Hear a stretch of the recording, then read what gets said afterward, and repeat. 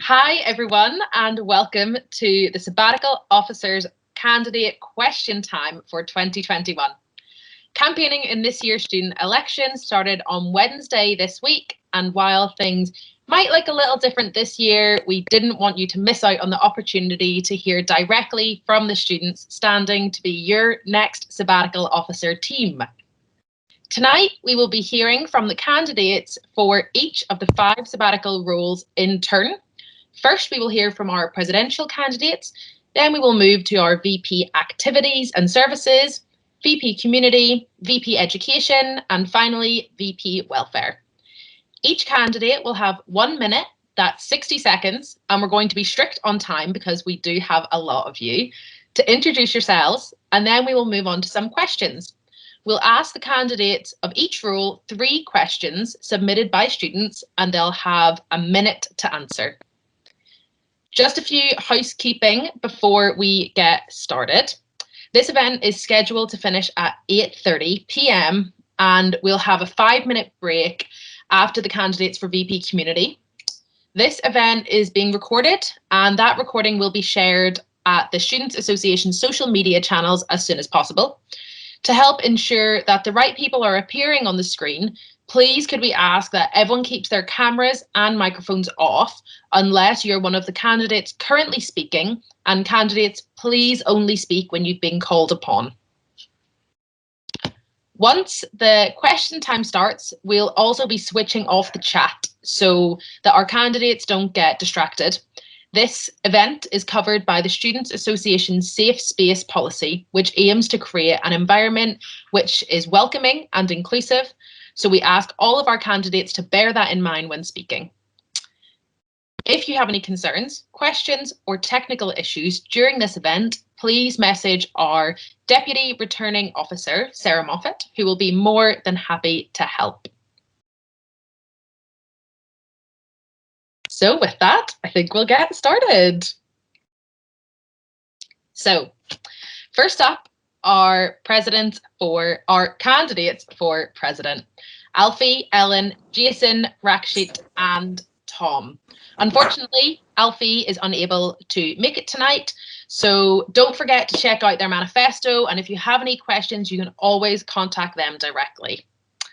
So Ellen, Jason, Tom, and Rakshit, hopefully you are ready to go. So if you turn on your cameras and microphones, then we will start with your 1-minute introductory speeches. I will start my timer and I will hold up my hand when you've got 10 seconds left. And then I'm afraid when the 60 seconds are up, I'm going to have to interrupt you. So let me just get my timer up. Okay, so the order that we're going to go in is Ellen, Jason, Tom, and Rakshit. Is that okay with everyone? So Ellen, Jason, Tom, Rakshit. So Ellen, you're going to go first. I'm going to say start when you would like to start, and then I'll put my hand up when there's 10 seconds left. So you can begin when you're ready. Thank you, Neve. Hi, everyone. I'm Ellen. My pronouns are she, her. I'm your current Students Association president, and I'm running for re-election because now, more than ever, we need an experienced president who can hit the ground running from day one. I've heard and learned from so many students, and together we've made real change, winning more counsellors, rent pauses, and increased hardship funding too. You will be supported with COVID-19 being factored into all future degree classifications and a guarantee of a graduation ceremony. Together, we will stay connected back on campus by radically improving access to travel funds for our students across the city, but not forgetting those who cannot join us here in Edinburgh. And I will protect students as private tenants, as well as empower everyone to fight their corner with an activism toolkit so you can engage safely and effectively. My track record is amplifying marginalised voices, fearlessly challenging the university and creating real change. If you vote for me, I will continue to be an accessible leader who listens, who fights, and who you can be proud of. Thanks. So close. So thank you very much. Next, we will be moving on to Jason. Jason, you've got 1 minute and I will start my timer when you're ready. Hi, so my name is Jason. I'm fourth year studying marketing, and basically why I'm applying to running for president is because I have experience through my degree and both my background of being a person that someone can voice, has a voice that believes they can speak for other people. I'm the youngest of 7 children. I've spent my entire life fighting for my space at a table, and I believe I can do that for students. I can do that for us. I feel like we're in a position right now where students need someone who can voice their concerns on both a national in Scotland and a national in the UK level. That's what I want to do for us. I'm an incredibly passionate person. I believe that this is a role that would suit me incredibly well. What I would be looking to do is listen to students from all backgrounds and all sectors of the university and ensure that everyone feels accommodated and feels like Edinburgh University is a place that they can call home. Since I absolutely love this uni, it has its problems, it has its issues, but I don't feel like it's gone. I feel like we can still do something amazing together. Thank you. And 5 seconds to spare. Thank you so much for that, Jason. So next we will move on to Tom. Tom, you've got 1 minute, so just begin when you're ready and I'll start the timer. I'll just get my own timer on so I can keep track. Okay, I'll start now if that's okay. Hi everyone, I just want to say thank you to Ellen for doing a good job this year. She's been a brilliant president to start the year. But I want to say that I'm running for president because I see myself as like an underdog for all of us students. I'm in 2nd year. I know how rubbish it's been for all of us. I know how much of our freedoms have been taken away and how the uni is spending money on stuff that we really don't need, like the Scandi bar. So I think that, if you read my manifesto, I've been looking and doing a lot of analysis on how the university can spend money. And that I've been looking at how we can really improve our university across 4 main sectors, being transport, campus, mental health, and just overall student satisfaction. And so I would encourage you to look at my manifesto. But yeah, thank you for listening and coming for this today. Thanks very much for that, Tom. And finally, we're going to hear from Rakshit. Would you like to take it away for 1 minute and I'll start when you're ready. Hello everyone. Thank you everyone. And I'm Rakshit and I'm standing for president position for 2021 to 22. And I'm the only international student and I'm the only postgrad in the current slot. And even after struggling and being super busy with the new academic challenges and completely total change in education structure, I chose to stand up for this position as I strongly believe that the voices weren't heard at all.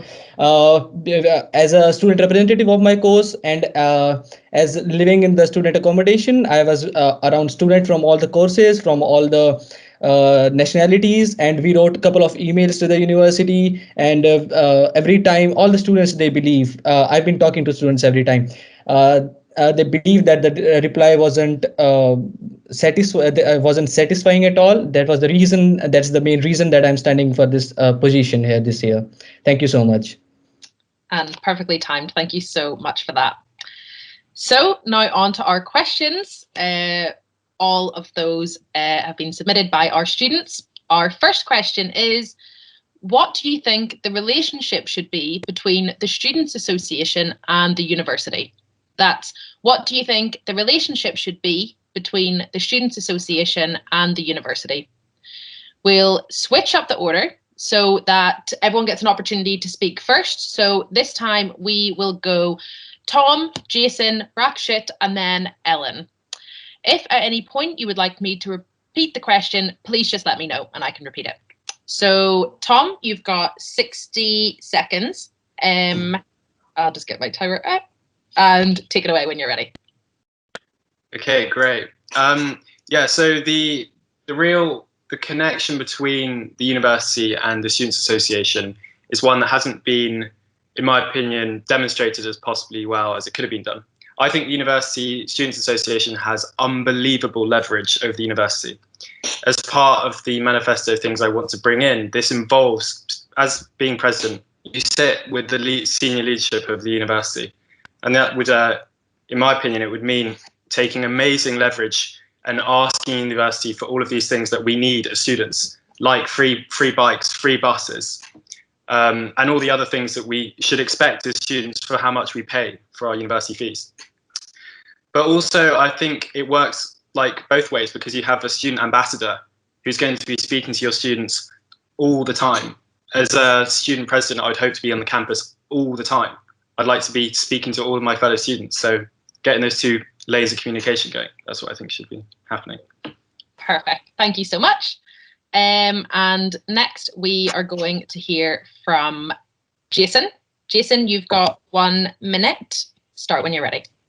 Cool. So I think the relationship should be comfortable. I think it's a very important relationship. I feel like in previous years the relationship has been there, but I think maybe necessarily it just, with what's happened in the past year, it just needs to be stronger, in a sense of stronger as in the university necessarily maybe needs to be told a bit more how students feel, and it should be more of a, I think it should be, it's almost a bit of an option at the moment of how the university deal with our issues, whereas it shouldn't be an option. It should be the fact that we are here, they are here, there to provide a service for us. That is the point in education. It's they are there to educate us, and at the same time we as students are fee paying customers. If they're going to treat our education as a commodity, we should then be able to change the rules and make it for us. I think that relationship needs to be more, a lot more pointed and a lot more to the game of making sure that what shouldn't we ask for, we do receive. There we go, I'll finish there. Thanks. No, you've got 10 seconds. Oh, got 10 seconds. Yeah, but again, it's just about making sure that relationship works both ways. But again, the students are the most important aspect of that equation. So I feel like we should have the best say. No. Thank you so much. Sorry, I thought that. No, don't worry. And then finally, we will hear from Rakshit. So you just start when you're ready, and you've got 1 minute. I'll put my hand up after 50 seconds. Yes, I believe the role of student association is as a mediator between students and the university. Students, the voice of the students must be raised to the university. Like we personally experienced that we wrote hundreds of emails, like not hundreds of emails, like dozens of emails, which weren't satisfying at all, some of them weren't replied at all. So I believe student associations should be a better mediator between students and the university, to tell the university about what students demand, what problems students are facing, academic problems and non-academic problems as well, both of them. Yes, I'd like to finish myself. Thank you very much for that. And finally, we will hear from Ellen. Just start, and then I'll start the timer when you're ready. Thanks. It's definitely a really interesting relationship to navigate being in the role for 10 months. I've experienced that, but it's not just the president in this role. You know, I'm more than just a president. I'm part of a team of 5, and that team of 5 is actually greater than that. It's the whole Students' Association, but the Students' Association is shaped by students. So that relationship can be changed to what we need it to be, and we do that through Student Council motion and through engaging in elections like this. It's when we have true and forceful student engagement in our Students' Association that we show the strength and the support standing behind our Students' Association as well. So thank you to everyone who has joined here today. I think what's really important is that we make sure that we're bringing in our liberation officers and our elected school and section representatives to make sure that they are embedded within these decision-making processes within the university. And that's time. Thank you very much for that. So we'll move on to our next question. Our second question is, the university has repeatedly stated that there are issues related to COVID-19, like fee refunds, which must be addressed nationally, not at an institutional level. Do you believe them? And how would you like to progress actions on these issues? That's the university has repeatedly stated that there are issues related to COVID, like fee refunds, which must be addressed nationally, not at an institutional level. Do you believe them? And how would you like to progress action on these issues? This time we'll go Rakshit, Ellen, Jason, and then Tom. So Rakshit, you've got 1 minute. I'll put my hand up at 50 seconds and whenever you're ready. Hello. So I would like to address this question by starting. Okay, it is understandable that the government regulations, whatever the government regulations are, we have to stay in. Okay, but I would like to share a personal experience on the fee refund as well. Not with the University of Edinburgh, but as you mentioned, the national level. I applied at the other university as well, and I paid £1,000 as a deposit money. The program shifted to January, which was initially programmed in the September. But I wanted to continue my study in September, so I joined at University of Edinburgh. Now it's been 4 or 5 months since I've been asking for that £1,000 refund, and I haven't heard back from them at all. And I don't see the reason why I shouldn't get that refund. So that's one of the personal experience of mine of the fee refund at the national level. Uh, that's how I would like to answer this question. Thank you very much for that. And second, we will go to Ellen. Ellen, you've got 1 minute. Start when you're ready. Thanks. I think, again, a lot of these issues would be best tackled on a national level because they require huge reform, but also making sure that all students across Scotland and the UK are supported. Some universities aren't as financially well off as the University of Edinburgh is. So I would want to see if we kind of huge reform to support all students nationally. And, we've seen students engaging in that national action, and I think that's really powerful. There is more, however, that the university can be doing to support students to make sure that they don't feel as if they need these refunds in the first place. And making sure that they're supporting the students' experience, which is why in my manifesto I want to introduce lab and studio-based skills training to make up for those opportunities that have been lost due to COVID-19, and making up for those experiences in an academic sense and a social sense as well. I'll stop. Thanks. Sure. Thank you very much. Next, we will go to Jason. Jason, start when you're ready. Yeah, so this is actually my first manifesto pledge, and I think whilst I do agree that in a sense it is a national perspective that we do need to approach this subject, I think the way that we can do that within Scotland at the moment is put pressure on Holyrood.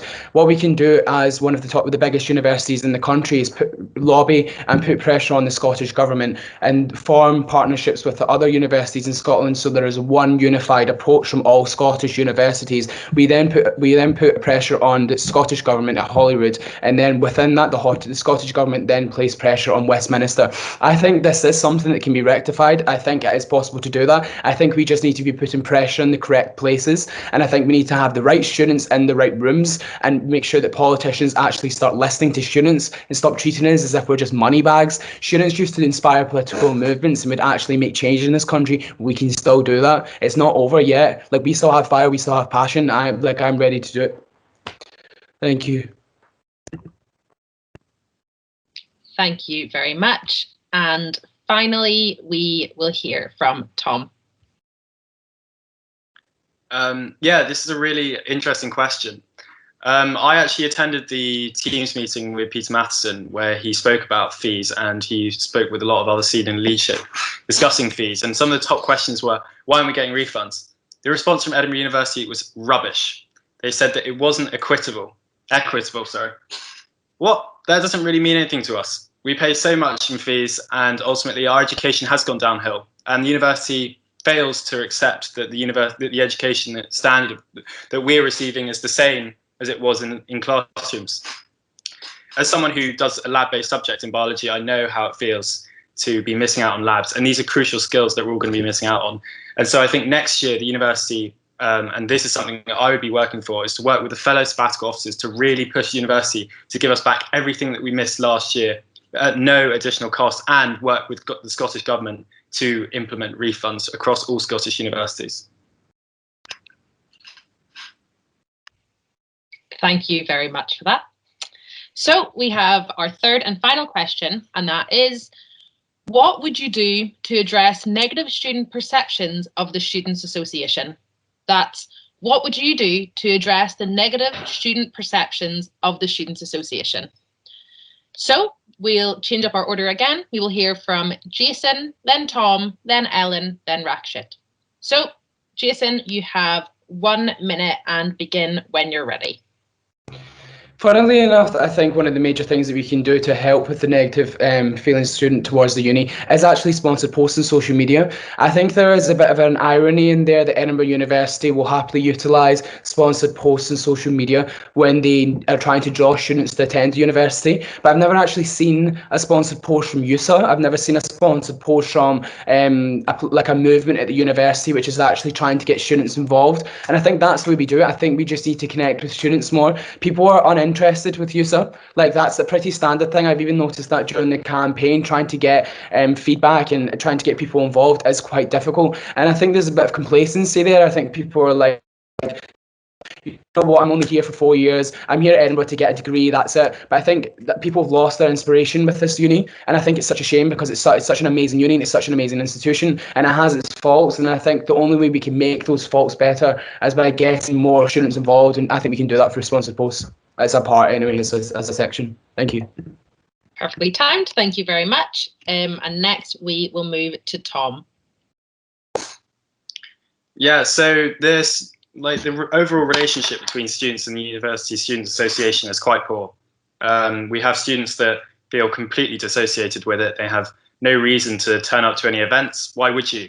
Ultimately, if it's not really going to benefit you and it doesn't interest you, why bother? And I think this can be amended in a couple of ways.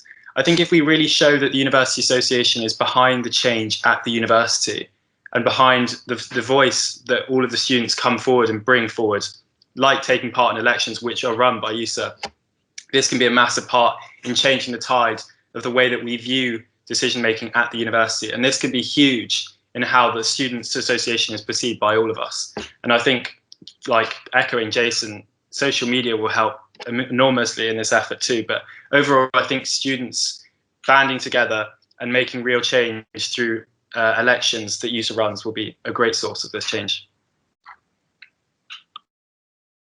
Thank you very much. So next we will hear from Ellen. Ellen, begin when you're ready. Thanks. Obviously, I would love to talk to anyone with negative perceptions about the Students' Association, but I definitely appreciate that there are some. And it's really difficult to address because the Students' Association does offer so much, from the advice place to our club nights when we're allowed to have them, to our societies as well, but also the advocacy work that we're involved in. But I think what we could do for our next steps is having better transparency, as all of the other candidates have already touched on. And again, I'd really like to utilise our elected representatives and our liberation officers to help spread that information to the rest of our students. These are elected students who are still doing their studies and still part of that student community as well. So I think really utilising the fantastic representatives that we have to kind of share the wins and the work of the Students' Association would be a good way to move forward. Thanks very much for that. And finally, we will hear from Rakshit.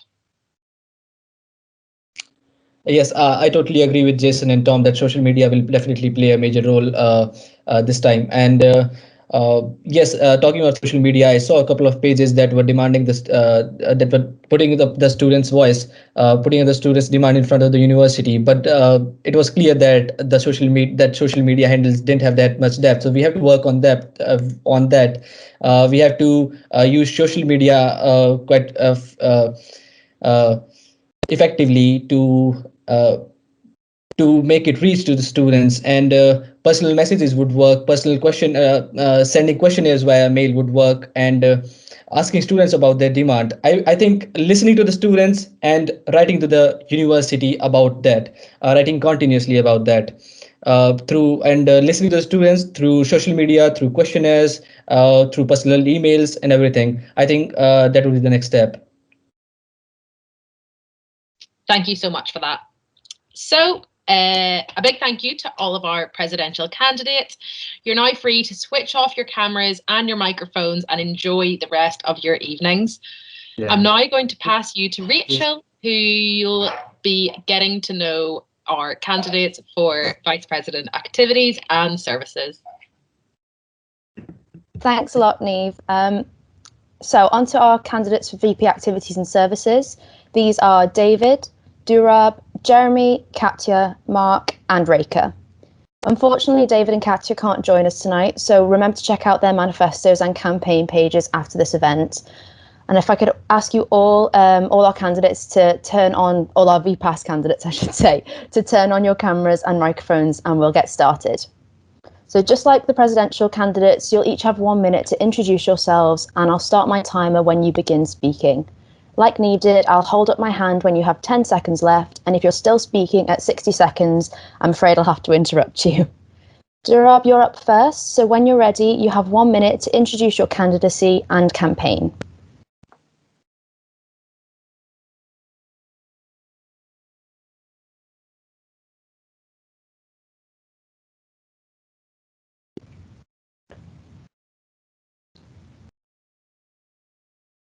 I'm not sure if you're still muted or if this is a glitch on my part.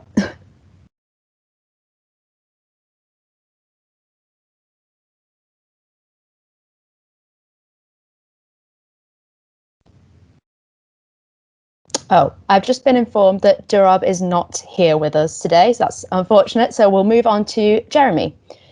Jeremy, you have 1 minute, and I will raise my hand when you have 10 seconds left. Over to you. Thank you very much, Rachel, and good evening. I'm Jeremy, a fourth year doing physics with Met. So if you're a King student, you might have seen me around quite a fair bit, and I'm already in my bid to become your next Vice President Activities and Services. I've gone jumping round to both Central and King's campuses, had a conversation with a fictionalised grumpy version of myself, and even tried beans and Weetabix because I have absolutely no shame whatsoever, all in the pursuit of making the association the place to be for students when they're not at their desk or sleeping. Those two things are very important, I might add. It is important also that students are offered the most varied, accessible and enriching experience while at university, and the pandemic has shown how much we value our social lives. When we get that back, I'm determined to give us the opportunity to make it bigger and better than it was before. Thank you, Jeremy. Thank you very much. Okay, now we'll move on to Mark. Start whenever you're ready. Cool. Hi. So I'm Mark. I mean, for me, over the last 4 years, it's been extracurricular activities that have been the highlight of my degree. And then this year, when COVID shut everything down, it was student groups that kept everyone connected. So what I want to do is make sure that they've got the tools and support they need to continue bringing students together. So I'll give students proper support after COVID. I'll make sure there's better online tools for societies to thrive with. I'll make a framework so you can put on your own events within a use of venue. I'm going to make sure that we've got proper sustainability commitments and a more accessible and inclusive students association for everyone. I've got the experience needed for this role. I've helped run events within youth for the past couple of years, and I spent 3 years on a committee. And my manifesto is full of points that I think are achievable and directly relate to and support the responsibilities that I'll be undertaking as VPAS. So I'm really excited to answer your questions. And if I win, I'll be looking forward to next year to working with a great team to support you within USA. Thanks. Thanks very much, Mark. And now finally, we'll hear from Rekha whenever you're ready, Rekha. Hi, everyone. My name is Rekha, and I'm a fourth-year linguistics student. I'm running for this role because, as Mark said, I myself have been on society committees for the past 4 years. I'm a peer support leader, and I spent quite a lot of time volunteering in other schemes like global bodies, and just, what was going on campus, I wanted to be involved. And I just found that as much as USA wants to help us, quite often there's a bit of disconnect between this kind of training they provide and the kind of help they've got for student groups and the kind of help that I think, and at least my other student leader friends think that we need. So I just want to address that. And I've also noticed that there's quite a lot of disconnect between the different campuses. So I want to work towards getting better transport between the campuses and just towards better utilizing our student space on all campuses. Great, thanks very much, Rekha. Now on to our 3 questions. Our first question is, student groups across the university have been hit hard by COVID restrictions, with a reduction in numbers and events being cancelled. How will you ensure those societies have the support they need once COVID restrictions begin to be relaxed? That's, student groups across the university have been hit hard by COVID restrictions, with a reduction in numbers and events being cancelled. How will you ensure that those societies have the support they need once COVID restrictions begin to be relaxed? We'll switch up the order so that everyone gets an opportunity to speak first. So we'll go Mark, Jeremy, Mark, Reka, then Jeremy. If any point you would like me to repeat the question, just let me know. Mark, you have 60 seconds whenever you're ready. Cool. Yeah, so I've got a lot of points in my manifesto about supporting societies. I want to do that in a couple of different ways. One of them, though, I've put forward as a really simple one. It should have been in place, I think, already. It's just to give societies a better way to communicate. If we give everyone a user.ed.ac.uk email address, as everyone already has their student email, we can tie that to calendars, which firstly, it'll mean that every society is easy to reach. Everyone knows how to get to them. And you can sync those with online calendars, which I think will be really important. I think when restrictions ease, there's going to be like a mad rush for everyone to put on their own events at the same time. And if we can make sure that everyone knows when everyone else's events are, then overall they'll be more successful. I'm a bit worried that everyone running events at the same time will there'll be everyone putting on events and no one to come to them. So that would be one way that I would support societies. Excuse me. Thank you, Mark. Next, we'll move on to Reka whenever you're ready. Yeah, sorry, no, I thought it was Joe, so sorry. So I have quite a few things there that, there in my manifesto related to this. One is just, I want to look into how student union space are utilized, because right now room bookings is quite chaotic, and I know there'll be a really large demand and quite likely a reduced capacity. But once we can get back to the venues. So I just want to make sure that all societies have a fair opportunity to book a room and to just put on some events when they can.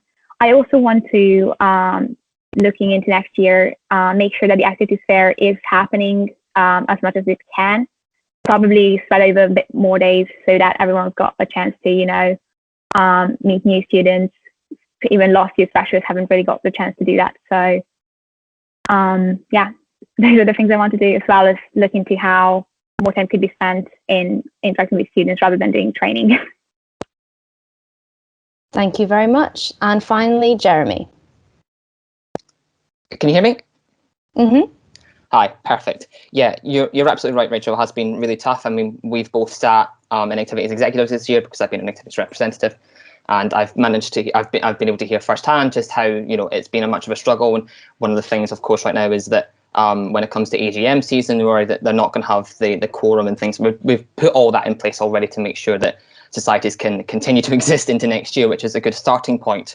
I think on a realistic viewpoint, we're looking at September at the start of the next academic year before we can really start, before societies can really start to see the benefit of restrictions easing. The UK government has set a date of June. The Scottish government haven't yet set a date, but probably be later in the summer once the vaccination programme is closer to being complete. It's about being present as an association, I think, for us. I think it's really important that, particularly for Welcome Week, when Welcome Week comes along, we need to be prepared as an association for, I am running out of time, and also the new cohort when they come in as well. They need to know who we are, what we do. Off there. Sorry, Jeremy. Thank you.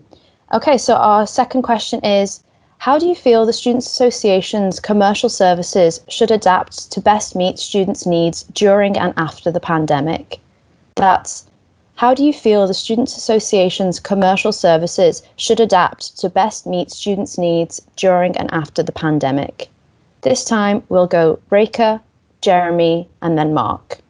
So Reka, to take it away whenever you're ready.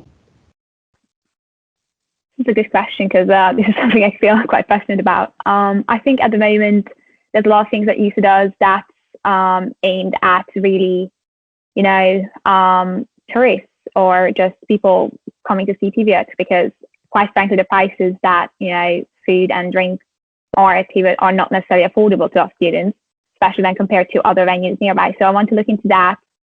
I also want to make sure that we get what we pay for. So if I'm going to my student union to get a pint, I want to use the pool tables and so on and not have them being broken all the time. And I also just want to look into the shop system, because I really love the sustainable and zero waste offerings at David Hume Tower, or Fortress, I think it is now. And I think we should be able to spread that to all of our locations. Just so that people at King's Buildings or at Paul can also shop sustainably. Great, thank you so much. Okay, over to Jeremy. Thank you very much. Turns out a minute passes remarkably quickly. The question was, how do you feel the commercial services should adapt to meet student needs during after the pandemic? Working with our student groups is a big first thing, I think. If the commercial services arm of the association can work with the activities arm of the association. Do you know how student groups and societies often get sponsorship opportunities with, you know, bars and clubs outside of outside of the university to sort of like get their financial things in order. It's a two-way street. It works both for the commercial services and for the societies. If we have something like that that works between the commercial services arm of our association and the student groups, I think that might really help generate traffic to both groups. I think that's really critical in making sure that the association actually is sustainable financially as we go forward.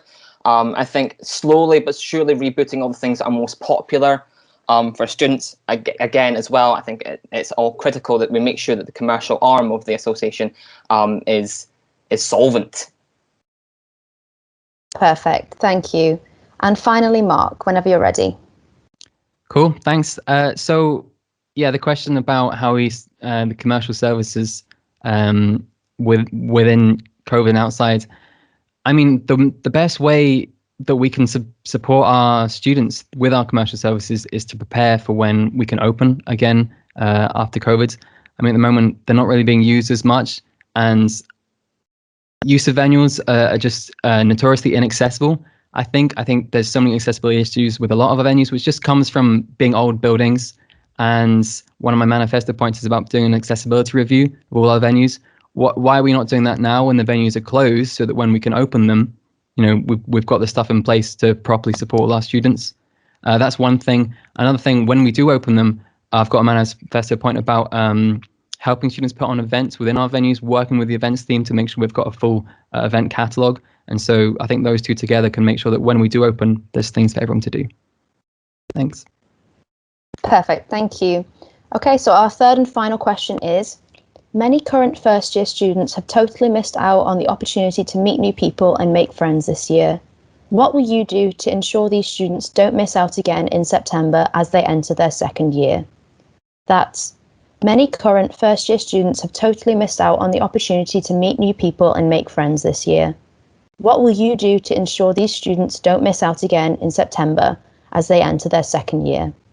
And our order for this question will be Jeremy, then Mark, and then finally Reka. Jeremy, over to you whenever you're ready. Hi, can you just repeat the question one more time for me, please? Of course, no problem. Many current first-year students have totally missed out on the opportunity to meet new people and make friends this year. What will you do to ensure these students don't miss out again in September as they enter their second year? The thing about it's not called Freshers Week anymore, isn't it? I'm very old these days.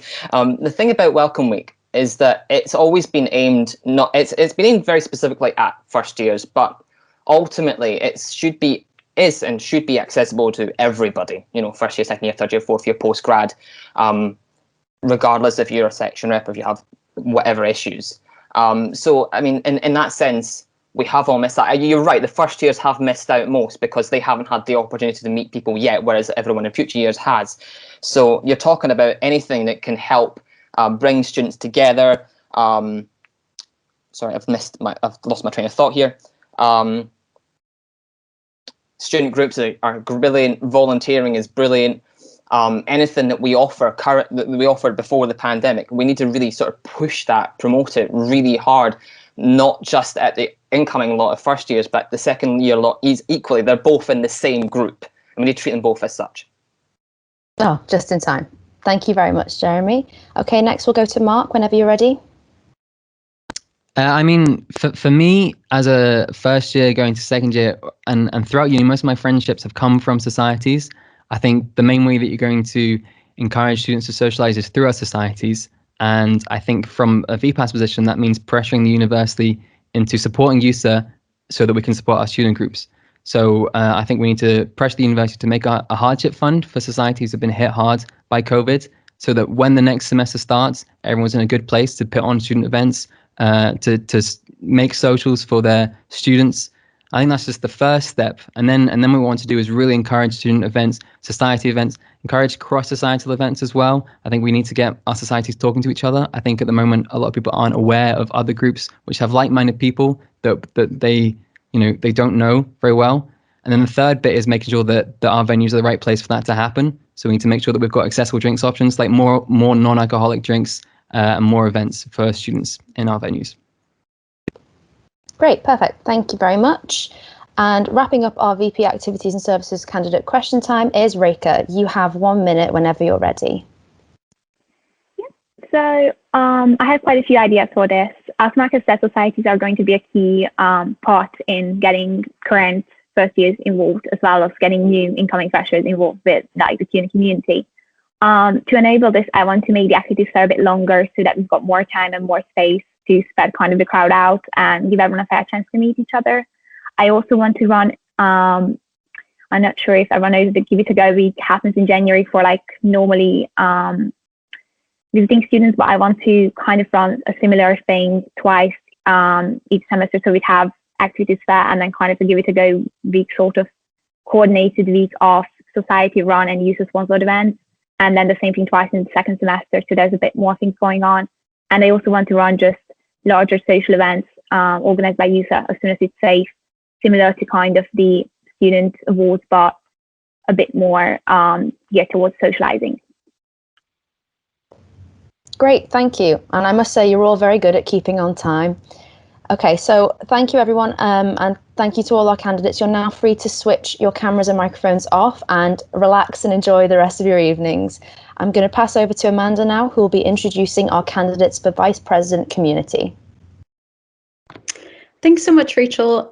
So our candidates for Vice President Community are Beth, Ilias, Grace, Happison, Laura, Mary, Paula, Reagan, and Rory.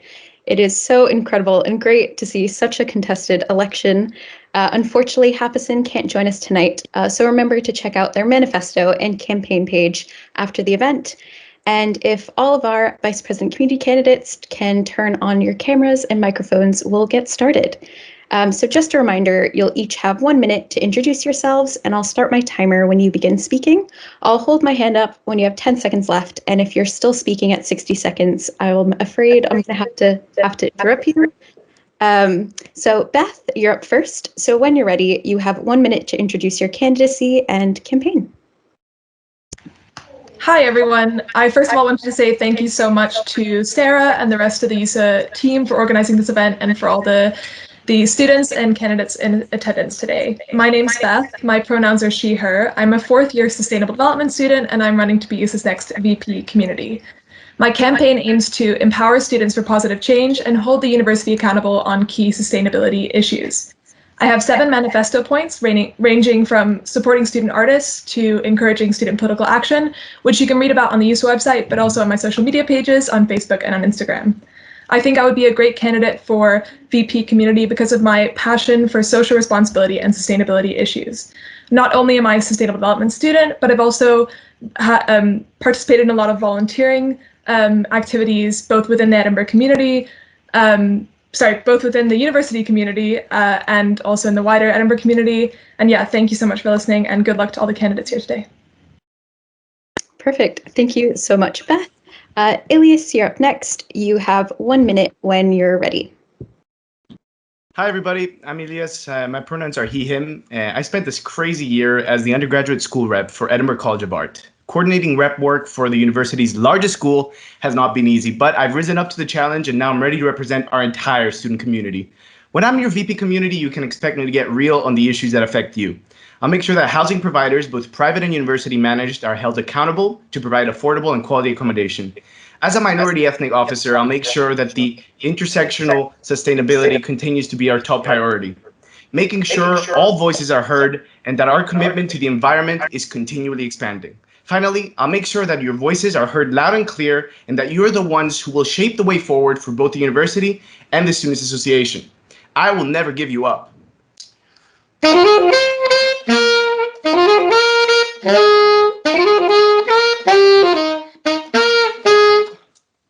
Thank you, everybody. Perfect, thanks. Thanks, Ilias. Grace, you're next, and you can start whenever you're ready. Hi, I'm Grace. My pronouns are she, her, and I'm a fourth year student studying sports management and currently on the exec community for the university's Touch Rugby Club, which is a mixed sports club, meaning that it's allowed me to gain insight from a range of students about what they want to see in their experiences at Edinburgh. And I'm running for VPC because I believe there's still so much our university could and should be doing to create a more conscious, connected, and comfortable environment for students. As an international student and an East Asian woman, I feel there are not a lot of spaces where we're being fully represented. I hope to not only be a voice for the average Edinburgh student, but to also represent our marginalised student groups and draw on lived experiences to ensure that we have our say and are heard. I have also been in Edinburgh for this entire year and have experienced the scapegoating of students in the media during the pandemic firsthand, which is why I want to ensure that students coming back to the city feel a sense of belonging. Thank you.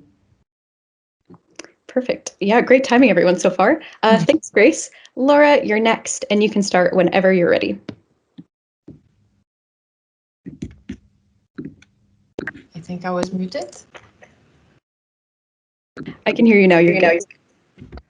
Oh. Hi, everybody. Well, I'm Laura. I'm an architect originally from Colombia, South America, and half Italian. I have been living in Edinburgh for almost 2 years, a time in which I have walked the entire city several times and realized the cultural and social diversity in it. I have been a consistent and committed student representative throughout my textile design master's program at ECA, fighting for our rights to access studios and getting our fees and services back. This experience helped me to see how important it is for us to be consistently engaged and make our voice be heard. Not only I had the opportunity to represent my immediate fellow students, I also gave a voice for international students on a wider level, a group that have suffered considerably with this pandemic. Using my skills as a creative practitioner and methodical person, I will be able to engage on critical projects involving different scales of impact within our community. I feel particularly drawn to the community and sustainability role, given my skills as community builder and my interest on spreading notions of sustainability and social justice that might be different from the traditional ones. So sorry. Thanks, Laura. Perfect. And now Mary, you're next. So you can start whenever you're ready. Thank you. Hi, everyone. I'm Mary. My pronouns are she, her, and I'm standing to be your next Vice President Community, as I'm really passionate about making sure that inclusivity, sustainability and accessibility are at the heart of our Edinburgh community.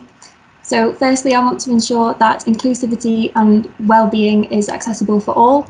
I want to work closely with all our liberation officers to ensure that all our students have their voices heard, that they feel safe and secure on campus, and also that everyone has access to reliable mental health support. Secondly, I want to promote sustainable practices on campus. I want to work towards the NUS Green Impact Award and take steps to making USA a carbon neutral association. And thirdly, I want to promote accessibility and outreach. So I want to lobby for affordable transport and accommodation and promote outreach opportunities for all students. Perfect. Thanks, Mary. Paula, you're next, and you can start whenever you are ready. Okay, thanks, Amanda. Hi, I'm Paula. My pronouns are she, her, and I'm a fourth year linguistics student. So I have years of experience as a student campaigner. I was involved in the successful divestment campaign here at Edinburgh, which withdrew £6.3 million of fossil fuel investments from the university's pension fund. I was involved, last year I was elected to sit on the board of elected trustees at People and Planet, a national network of student activists. I want to bring about systemic environmental reform at the university to reduce our environmental impact by cleaning up the university's investment portfolio, disentangling its finances from the fossil fuel industry. The injustices faced by students this year are symptomatic of pre-existing, deep-rooted issues within our university, and I want to implement structures such as the tenants union that will prevent the university from mistreating its students long into the future. I'm committed to fighting food poverty, expanding the bursary system, giving Kin students the transport options they deserve, opposing the university's role in gentrification.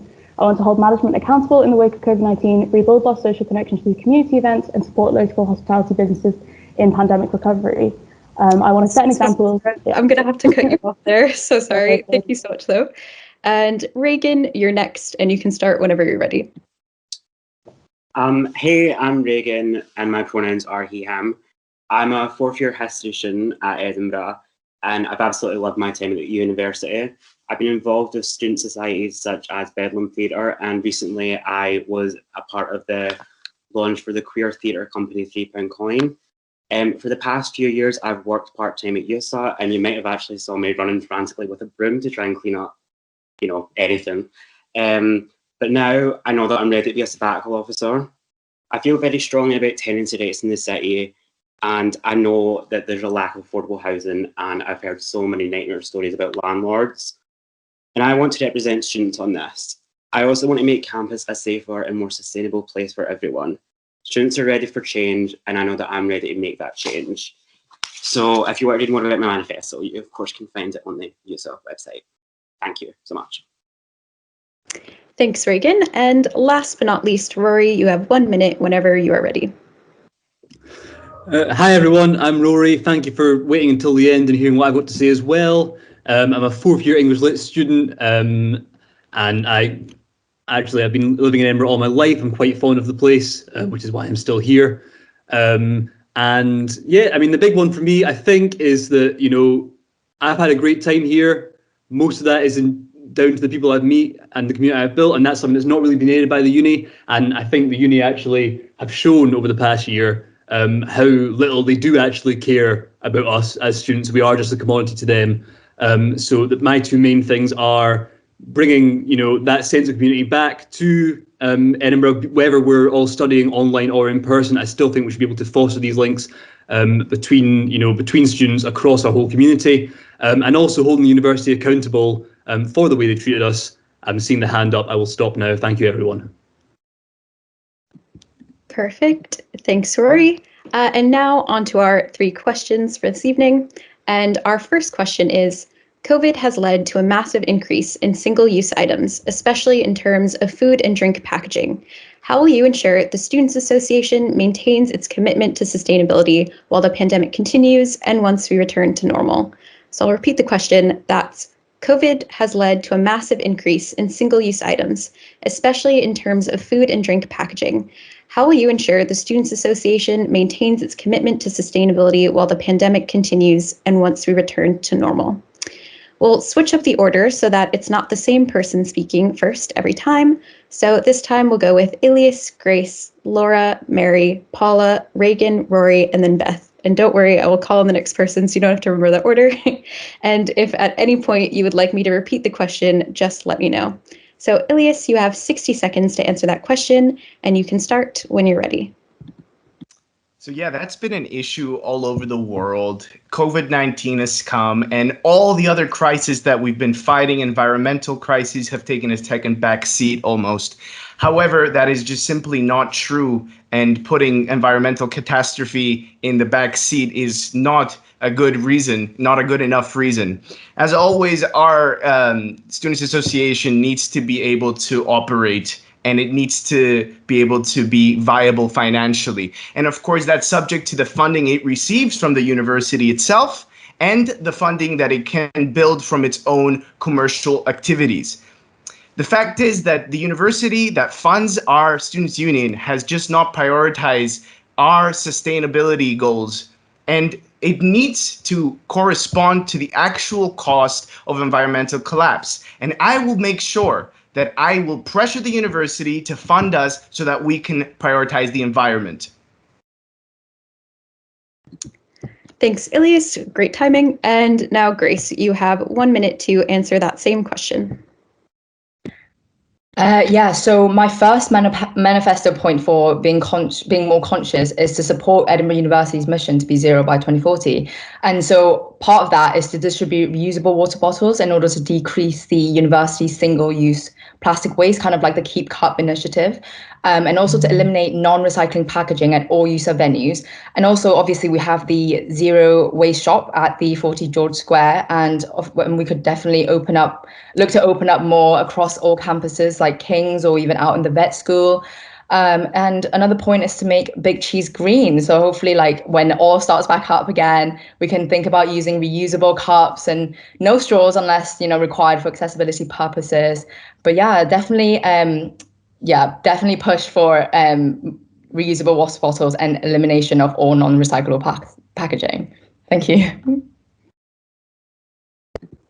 Great, thanks, Grace. Now, Laura, you have one answer that question. Hi, everybody. I think if you read my manifesto, you might see that one of the categories within it is how I would tackle sustainability, which actually I think it's pretty original. I come from a degree which is textiles, and I'm an architect, and the industry for textiles is actually as impactful as plastics. And I think it's quite interesting for people to see how they are related to this.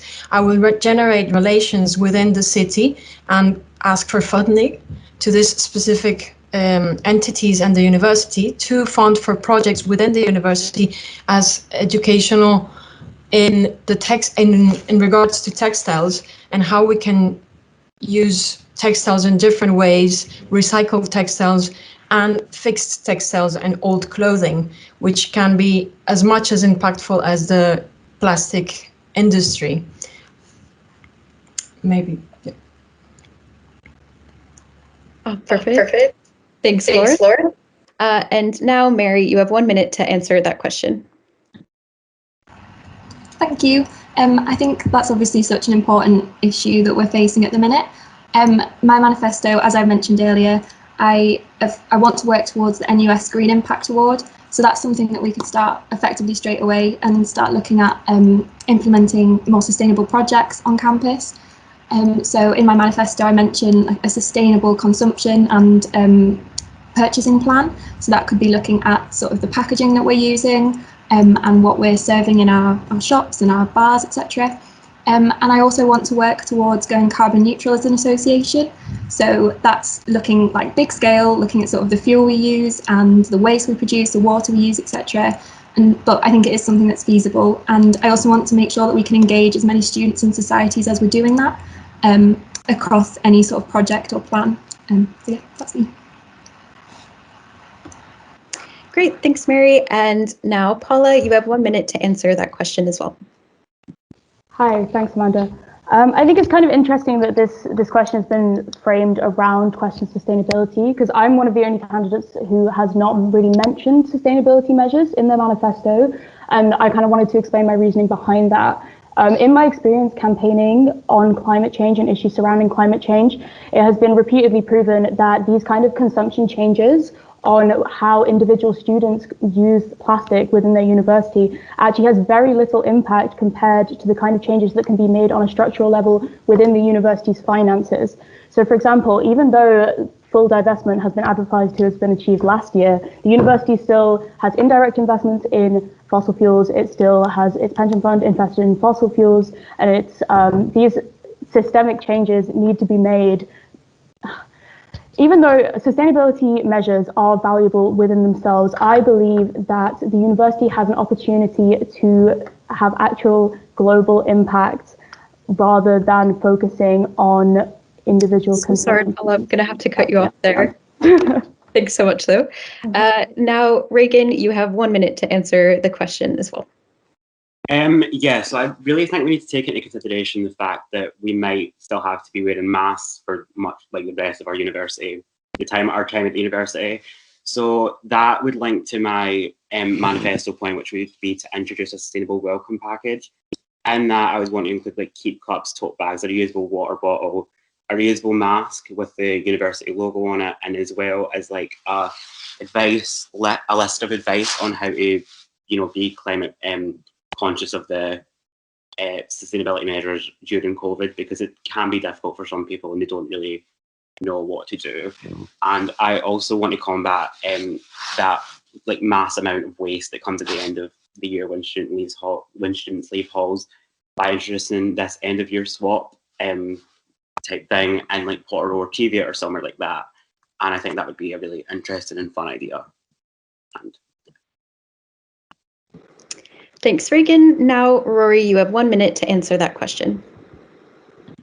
Thanks, Amanda. I still think there are things that we can do at a personal level, as well as putting pressure on the powers that be and the hires up to achieve kind of more global change.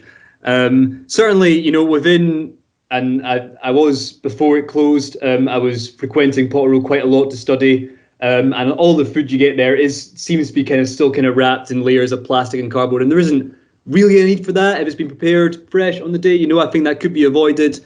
In terms, the paper cups they're using, biodegradable paper cups are available. I don't really know why they're not being used already. They're relatively cheap to implement. I think they might actually be cheaper than standard paper cups to bring in. Hive are using reusable cups, and if the cheapest nightclub in Edinburgh, can afford to do that and still charge £1 for a Jaeger bomb, I don't see why, we as a student association can't do it either. Thank you very much. Thanks, Rory. And finally, Beth, you have 1 minute. Hi, yeah, thank you so much. That's a really great question. Yeah, I guess during the pandemic, a lot of the time, sustainability is pushed to the side and climate action is pushed to the side, and I really don't think that should be the case. One of the main aims of my campaign is to hold the university accountable on key sustainability issues, and like Paula said, we shouldn't be placing responsibility for environmental issues on the individual, but it should be institutional, and so that's why I'd really like to push for change in the institutional level. As someone has already mentioned, we've had really great success with the zero waste shop at USA, but as someone who worked at the USA outlets and as retail staff, I know that there's a lot of packaging behind the scenes, even at the zero waste shop, which can be removed, and I would love to take action on things like that. I would also love to promote the reusable items in our USA outlets. So for example, if we're talking in the context of the pandemic, masks, the mask that I use is reusable and made by an Edinburgh student, so that would kill two birds in one stone in promoting student artwork as well. Thank you so much. Thanks so much, everyone. So now we'll move on to our second question. So our second question is, student housing has been a major challenge this year, from conditions in university halls to students in private accommodation not being allowed to break their leases, even for COVID-related reasons.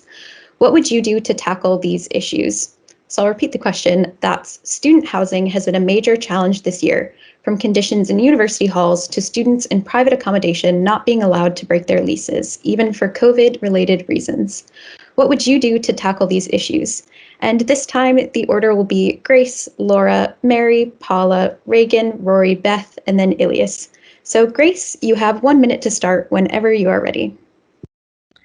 Yeah, this is a very unique situation, specific to the pandemic. So I think it's really important for students to utilize things that are already there in place to help them, like the advice place. So I think the advice place is there. Not a lot of people would know about how much information they actually put out about things like that, and information on rent prices and regulation around tenants' rights. So I think it's really important to not after this year continue to run information events to help students be more knowledgeable on their rights as tenants. Because I'm sure after this year, a lot of them will be, sick of being walked all over by the landlords, and knowing that these resources are there to help them would make it a lot easier for them to find everything in one place. Yeah. Thank you. Thanks, Grace. Now, Laura, you have to answer that question. Well, in my case, being an architect, I feel that one of the main things that we should do initially is to raise awareness towards the general conditions of accommodations. And this is for not only the university community, but a wider community. Then I would also say that being an architect and having worked within the real estate companies in my country for several years, and now being on a lease with a private company at the moment, I could definitely bring lots of things to the table. Also, when I came here from my country, I actually visited around 60 properties and applied for 60 different private properties with this real estate company. So I kind of know the system of this and how you get rejected as a student and as an international student without guarantors. So I think I can bring something to the table to this matter. Thanks, Laura. Now, Mary, you have 1 minute to answer that question. Thanks, Amanda. I think that this is obviously another really big issue and something that we've experienced ourselves.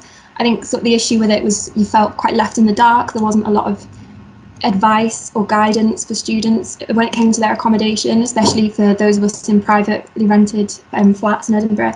So I think it would be really important to make sure that we've got quite transparent advice and guidelines and support for students that have been living in privately rented accommodation. I also want to try and extend the flat speed meets programme to all students, for those people that might have struggled to get another flat sorted for next year. And also, I know there's a FlatShare website that it says it's in the process of being made, so I want to make sure that that gets done as well, so that everyone doesn't feel like they're struggling to find accommodation after the pandemic. And I think that's everything. Thank you. Great, thanks, Mary. Now, Paula, you have 1 minute to answer that question. Hey, thanks. So this is something that I've been working quite closely with like the local tenants union Living Rent and Rent Justice Edinburgh this year.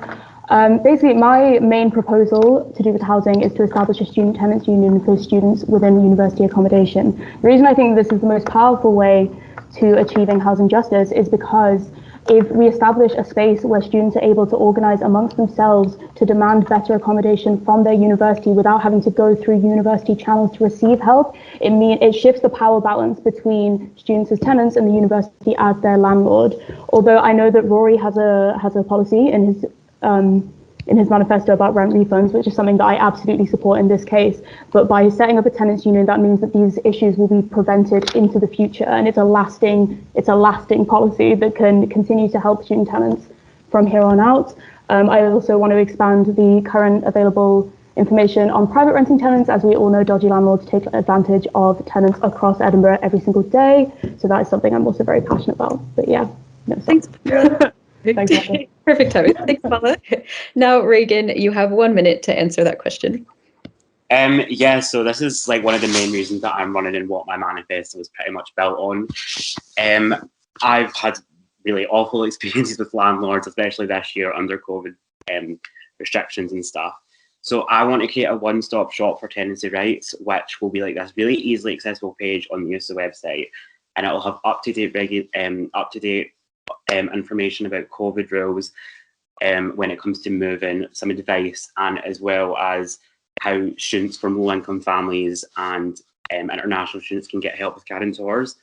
I also want to really support the fair rent bill that's currently going on in Parliament.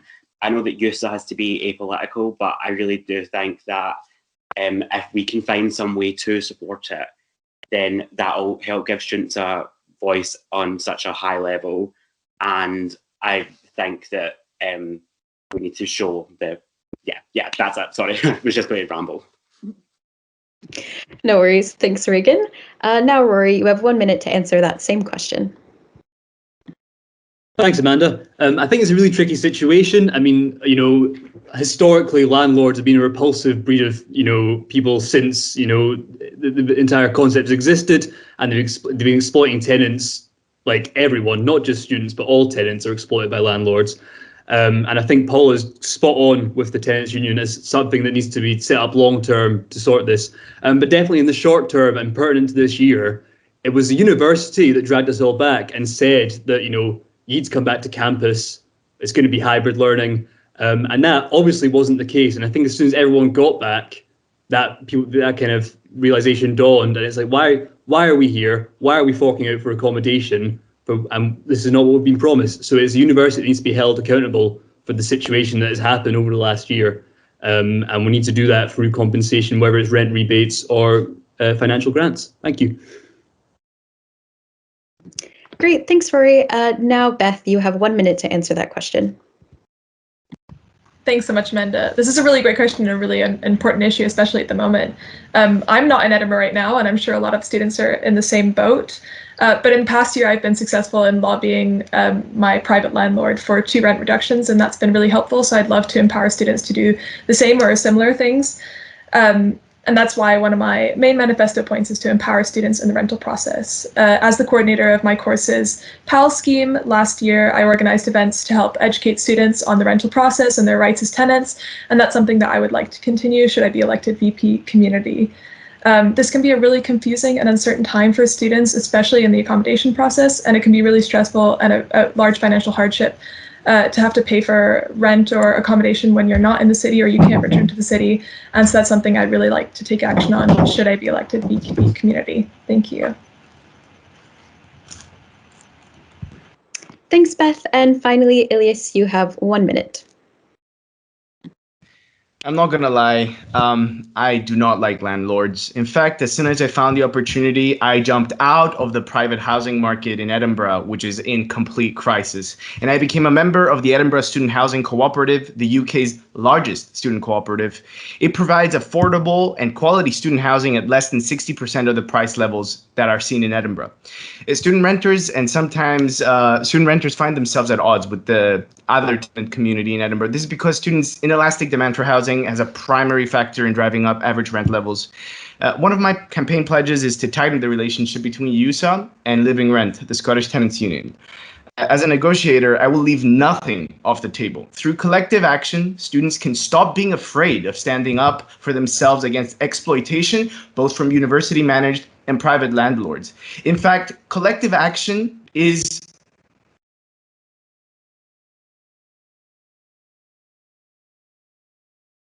Oh no, I don't know if you froze or if it was just for everyone else. I'm back. I'm back. Oh no, unfortunately, we are out of time as well. I'm so sorry, but I'm going to have to move on just because we do have a lot of candidates. I apologize, and hopefully if there's any tech issues, it should be good. But thanks so much. And then our third and final question for everyone this evening is, how would you push the university to take more ambitious action on climate change? Once again, that's how would you push the university to take more ambitious action on climate change? And our order for this question will be Laura, Mary, Paula, Reagan, Rory, Beth, Ilias, and then Grace. Laura, you have 1 minute when you're ready.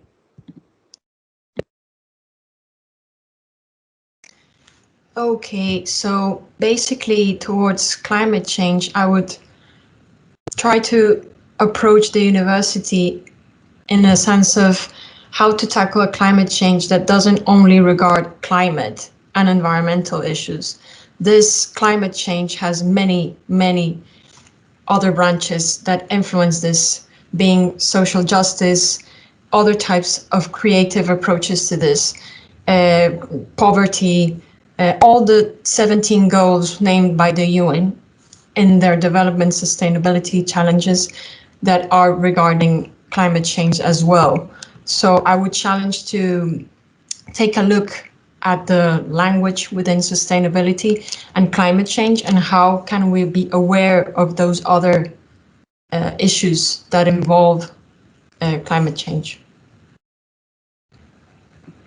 Great, thanks, Laura. Now you have 1 minute to answer that question. Thank you.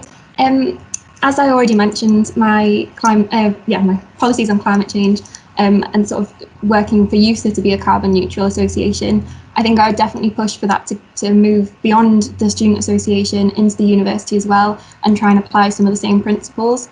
I would also definitely continue to support the university with their zero by 2040 in whatever way that USA can. I think and by doing this by also engaging more students and societies in the work that we can do. I think, actually, sorry, I was just about to carry on rambling, but that's probably me. Perfect, no worries. Thanks, Mary. Now, Paula, you have 1 minute to answer that question. Thanks, Amanda. Right, okay, I feel like I've already made it pretty clear that I think the sustainability measures are relatively inefficient in combating climate change when compared to the millions of pounds that Edinburgh Uni channels into the climate crisis every single year. I have 3 policies in relation to this. My first one is to pressure the university to further divest from harmful corporations. This includes Amazon.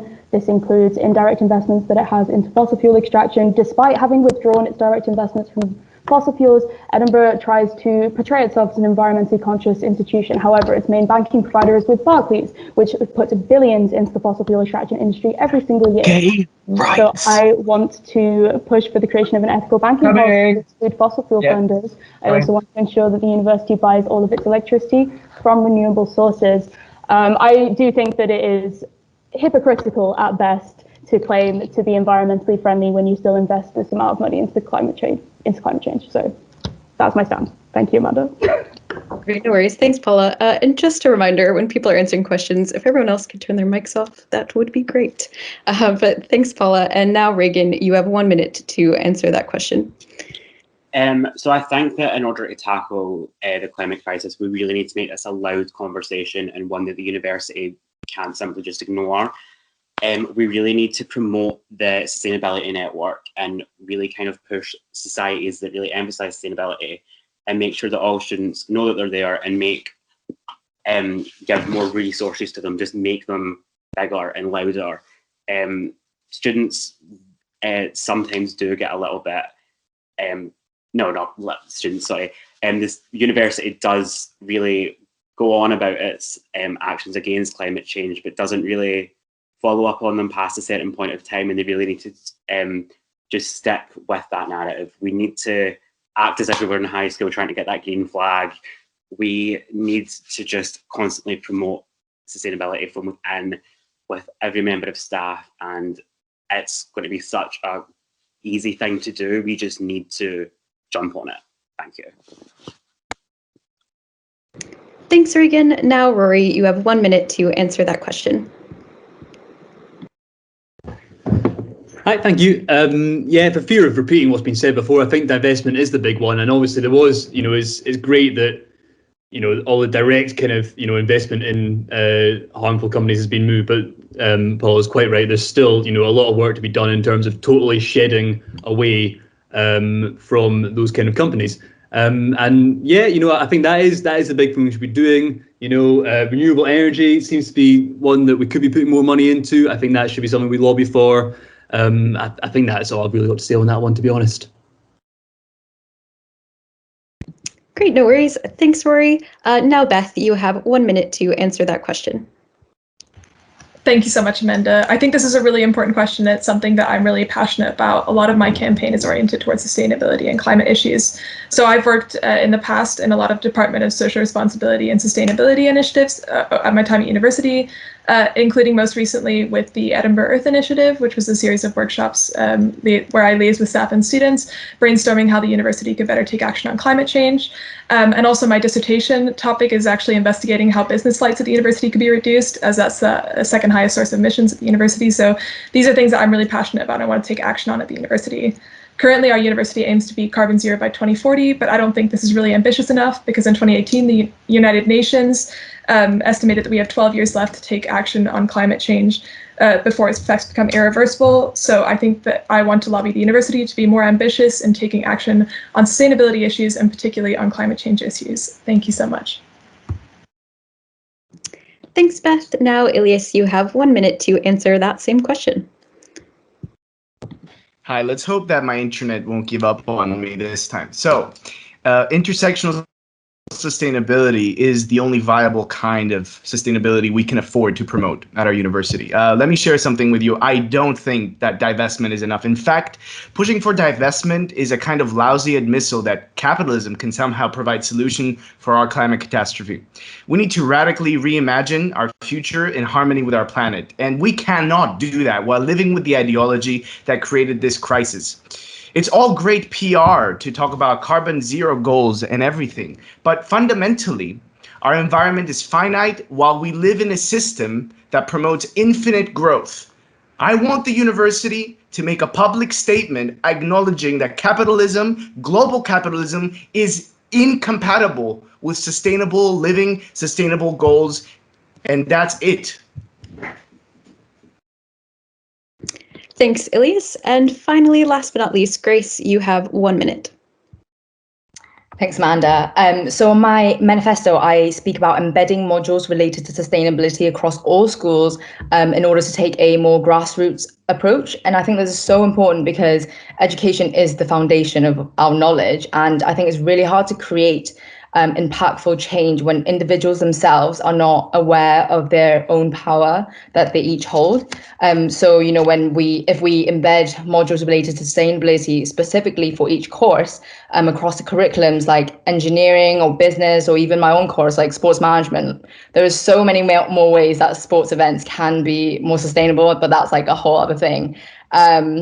yeah, I just think that we can all be more aware of how we can be sustainable. And I think it's just about the fact to, kind of disseminate that information at a large scale, at a large grassroots foundational scale. And yeah, I think the university, there's no reason why this is not possible. And there's always space to be more sustainable. Thank you. Great, thanks so much. And a huge thank you to all of our Vice President community candidates. Great answers and really impressive timing all around. So thanks so much.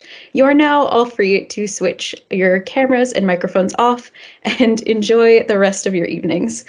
We are now also going to be taking a short 5-minute break. So we'll see you all at, oh gosh, this is when you know I was not a math student, 7:31. So see you all then. Welcome back, everyone, and I hope you enjoyed your 5-minute break. So I am so excited to introduce your candidates for the role of VP Education. So our candidates are Jacintha, Leah, Sophia, Tara, and Hafsa. However, unfortunately, Hafsa hasn't been able to join us tonight, so make sure that you check out their manifesto on the Students Association website to learn more about their campaign. If I could now ask all our VPE candidates to turn on your cameras and microphones so that we can get started. So just a reminder, you will all have 1 minute to introduce yourselves, and I will start my timer when you begin to speak. I'll hold my hand up when you have 10 seconds left, and if you're still speaking at 60 seconds, I am afraid I will have to interrupt. So Jacintha, you're up first. So when you're ready, you have 1 minute to introduce your candidacy and your campaign. Okay, so hi guys, I'm Jacintha. I'm a third year electronics computer science student, and the reason I'm running to be VP Ed, it comes from my own experience as a disabled student. So I've got ADHD and dyslexia, and I've kind of just had a terrible time. I've felt forgotten, unheard, and unsupported in the classroom. And I think that resonates with a lot of students who don't have disabilities as well. So the heart of my campaign is to support the most struggling students, to mainstream those adjustments so that everyone benefits from that. Because if we catch everyone who's struggling, then everyone will benefit from that. And so I'm here to represent the struggling student, basically. Thank you. Thank you, Jacintha. Next, we have Leah. So you can start whenever you're ready, Leah. Hi, I'm Leah. I'm in my 4th year studying Chinese at the moment, and I've been involved in academic representation since my 1st year of university, first in a capacity as class representative for 5 different courses, and then twice as an undergraduate elected representative. Over the past 4 years, I've seen and been part of a massive amount of change, but I'm very aware that there's a lot left to do, especially in the wake of the global pandemic. And I think at the moment what we need is somebody who has experience and understands the bureaucracy of the university to push ahead and create real and lasting change. If I'm elected, my main focuses will be on student support, including continuing the review of the personal tutor system, especially when it comes to providing mental health support and training for personal tutor staff, and continuing efforts to decolonise the curriculum and working on better support for year abroad students who have been affected so much by the ongoing pandemic and haven't necessarily been able to go on their placements. I'll also be working on accessibility and improving trauma-informed education processes. Thank you, Leah. That was spot on. Next, we have Sophia. So Sophia, you can start whenever you're ready. Hey, hi, I'm Sophia. I'm a 4th year chemistry student, and I'm running to be your next Vice President Education. So I've had loads of experience working with USA already and making change. I'm the undergraduate representative for the School of Chemistry, so I've already started work on improving the personal tutor system and improving mental wellbeing help, and I'd really like to continue that work as your Vice President Education. I've also worked with students from lots of other colleges, primarily Edinburgh College of Art through my work as president of ArtSoc and also founding the Animation Society. So I feel really prepared to represent all students. I'm also writing my thesis on science education, so I'm genuinely interested in ways to maximise learning, and I have read a lot of literature on that subject already. I'm standing because I've already accomplished a lot of school rep, but I feel like there's lots more work to be done. I want to mitigate the effects of COVID-19 by giving you more opportunities to build practical skills. I want to get more funding for student counselling. So vote Sophia for Vice President Education. Thank you, Sophia. Also spot on. And last but not least, we have Tara. So Tara, you have 1 minute whenever you're ready. Hi, thanks. So hi everyone, I'm Tara. I use she, her pronouns, and I'm really happy to be here this evening. I'm a fourth year history student, and I'm running because I've spent almost 4 years now watching this university's administration make decisions about mine and my peers' education that I've disagreed with. From their failure to tackle systemic racism to the lack of support offered to students throughout this ridiculous year. I really care about the education this uni provides, and I believe my experience establishing and running campaigns with People and Planet and Slurp here at Edinburgh has prepared me to effectively advocate for your interests and create essential change if elected. I want to improve the uni's response to this pandemic, push for a real safety net and no detriment policies, campaign for the decolonisation of the curriculum, develop a support framework for collaborative course creation, and reform bureaucratic processes to increase transparency and accessibility for all. Thank you. Thank you so much, Tara. Okay, so now we're going to move on to our 3 questions. Our first question is, how will you effectively represent the interests of students on vocational and practical degree programs, many of whom feel particularly negatively impacted by COVID? That's how will you effectively represent the interests of students on vocational and practical degree programs, many of whom feel particularly negatively impacted by COVID? So we will switch up the order here so that it's not the same person speaking first every time. And this time we will start with Leah, then Sophia, then Tara, and finish with Jacintha. So Leah, when you're ready, you have 1 minute to answer that question, and I will be putting my hand up when you have 10 seconds left. Thank you. And I think this question quite nicely splits into 2 different sections. The first being practical-based courses within the UK on courses such as medicine and compulsory year abroad courses and elective year abroad courses for many students. So as the school, I'm currently the school representative for the School of Literature, Languages and Cultures, and in my position already, what I've done is lobby the university on numerous occasions to improve the support that is offered currently to year abroad students, whether that be providing courses in Edinburgh and improving the quality of education that's being offered through partner institutions, and also taking into account the time differences in the way that has affected quality of education. So that's something I'm already very strongly lobbying for. In terms of things that happen on a local UK level, I also think that's massively important. Very much making sure that the university is doing that in a safe and productive way, and that people are offered placements as a priority for courses that have a practical element and can't be effectively taught without that. Thank you so much, Leah.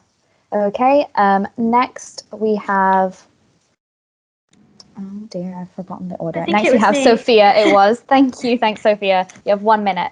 Okay, great.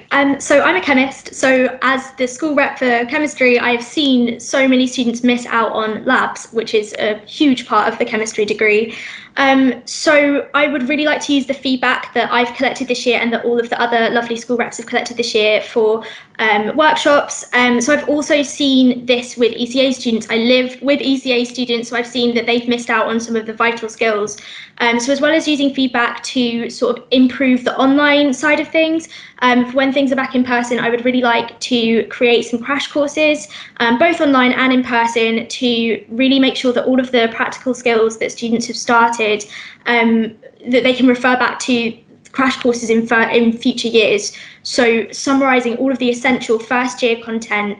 I also want to promote more career opportunities so that students who have missed practical skills don't feel like they've missed out. And I want to encourage students to talk to staff about their research interests and things like that. Thank you. Thank you, Sophia. Next, we have Tara. So Tara, you have 1 minute to answer the question. Hi, thanks. So I think it's definitely a really important issue. Obviously, practical elements are, for many people, what helps them choose their degree programme. And there's been a very inconsistent response from the university for students in this regard. I know some degree programmes have extended their courses by a semester, while other students have just been left with like online labs and video field work, which doesn't really fill the gap. I really want to ensure that we're listening to student voices in decision making and listening and integrating their opinions about what should happen to their degrees earlier in the decision making process, rather than just asking for feedback like we saw with the Vice Chancellor's question time last week. In regards to practical elements like year abroad, this has also been an issue very close to my heart. I went on a year abroad last year and had to very suddenly leave in March.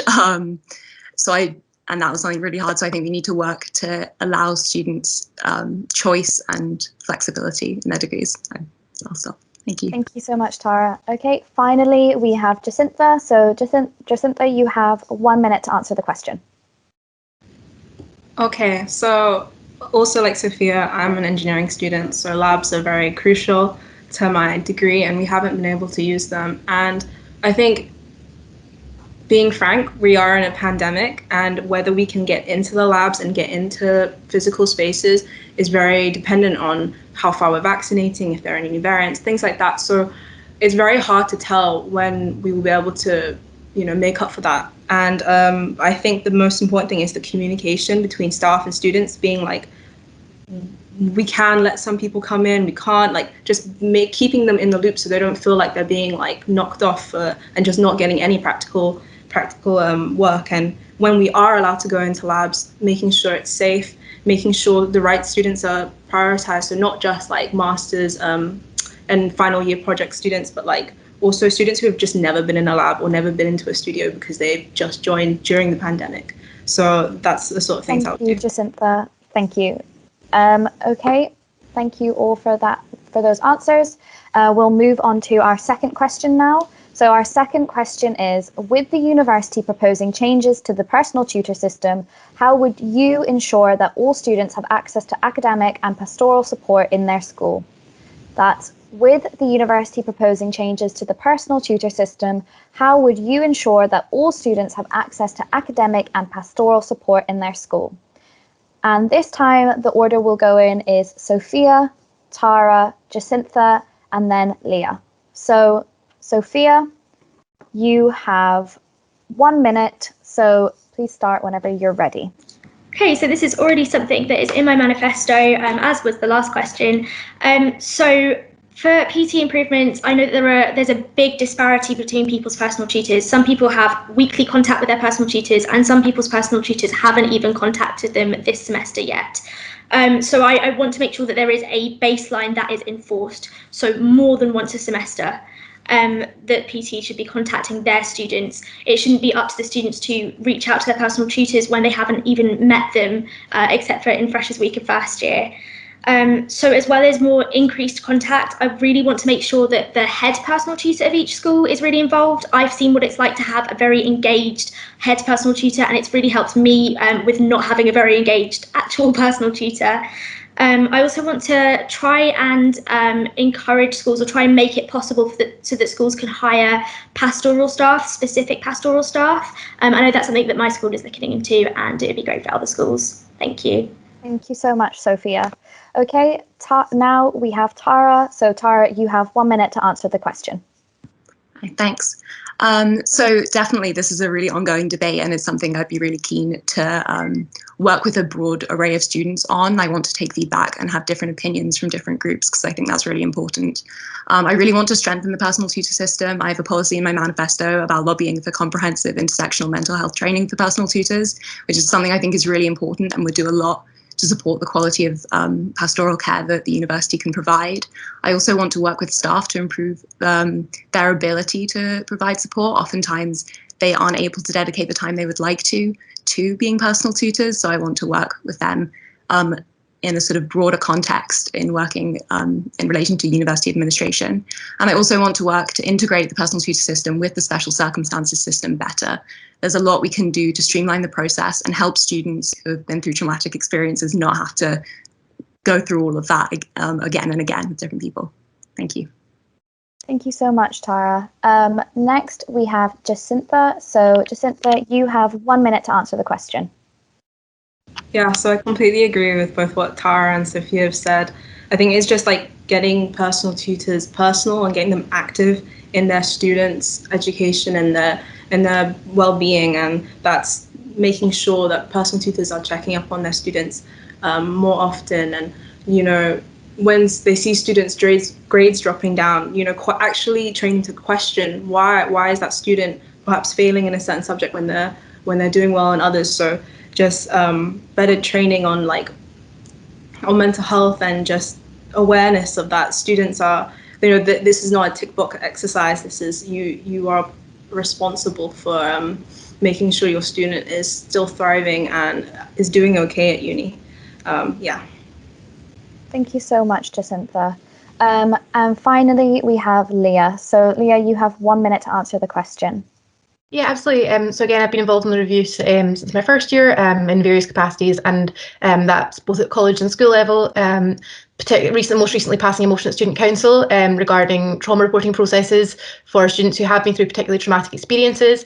A part of that, which I hope will be using the personal tutor system in its new form to prevent students from having to reiterate information that is particularly difficult to deal with. So I think at present, personal tutors are under-trained and don't have the support that they need as individuals to deal with the mental health issues that are raised with them.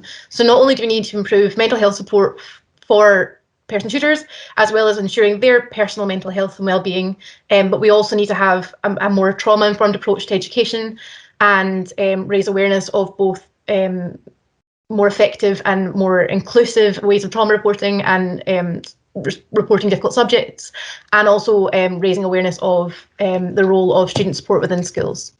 Thank you so much, Leah. Thanks everyone for all of those really great answers. So we'll move on to our third and final question, which is, none of the candidates for VP Education are postgraduate research students. So how would you represent PGR students, many of whom hold dual roles as students and employees of the university?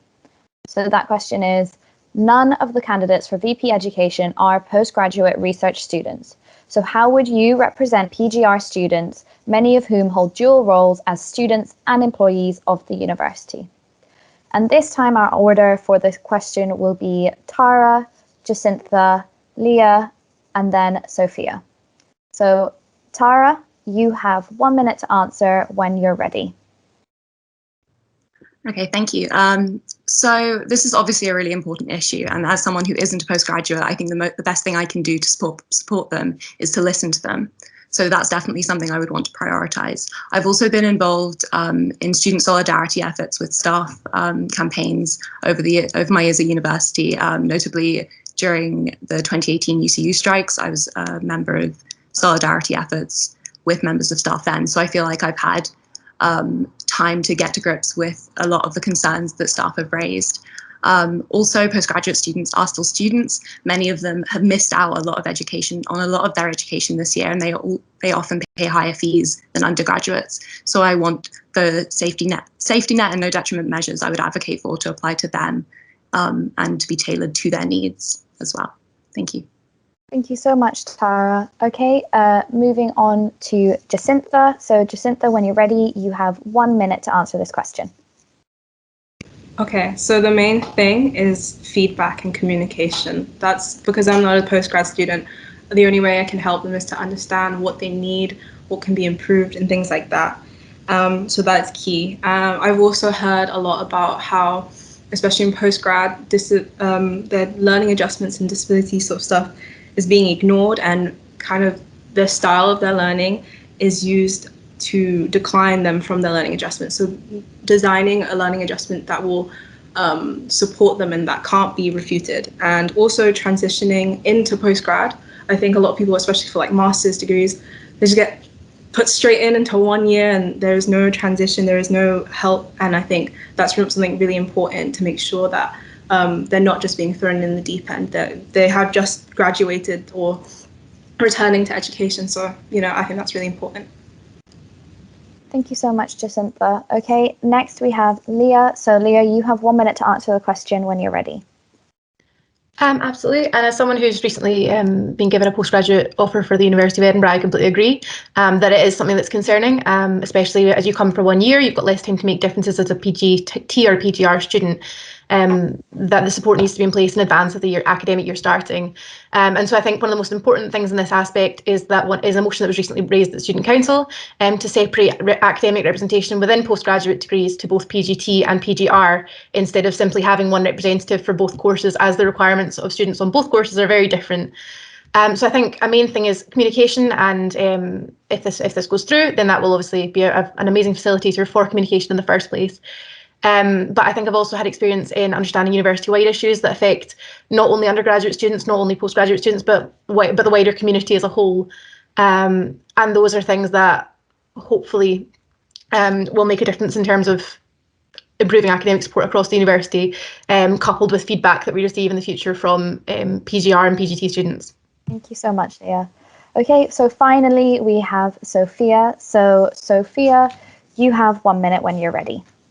Okay, great. So obviously, first thing I do is make sure that I always talk to the postgraduate reps and make sure that I run all my policies by them just to see if they are affecting the postgraduate reps and the postgraduate students differently to the undergraduate students. I also want to talk to staff who work closely with the postgraduate students. So I know, for example, if you're doing a PhD, you'll have a supervisor, you'll be working in a research group, and I think it'd be really important to hear their opinion and to see how that dynamic works.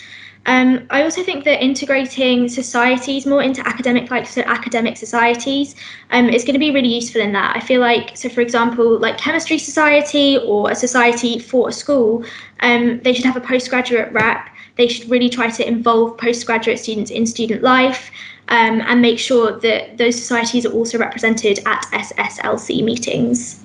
So yeah, thank you.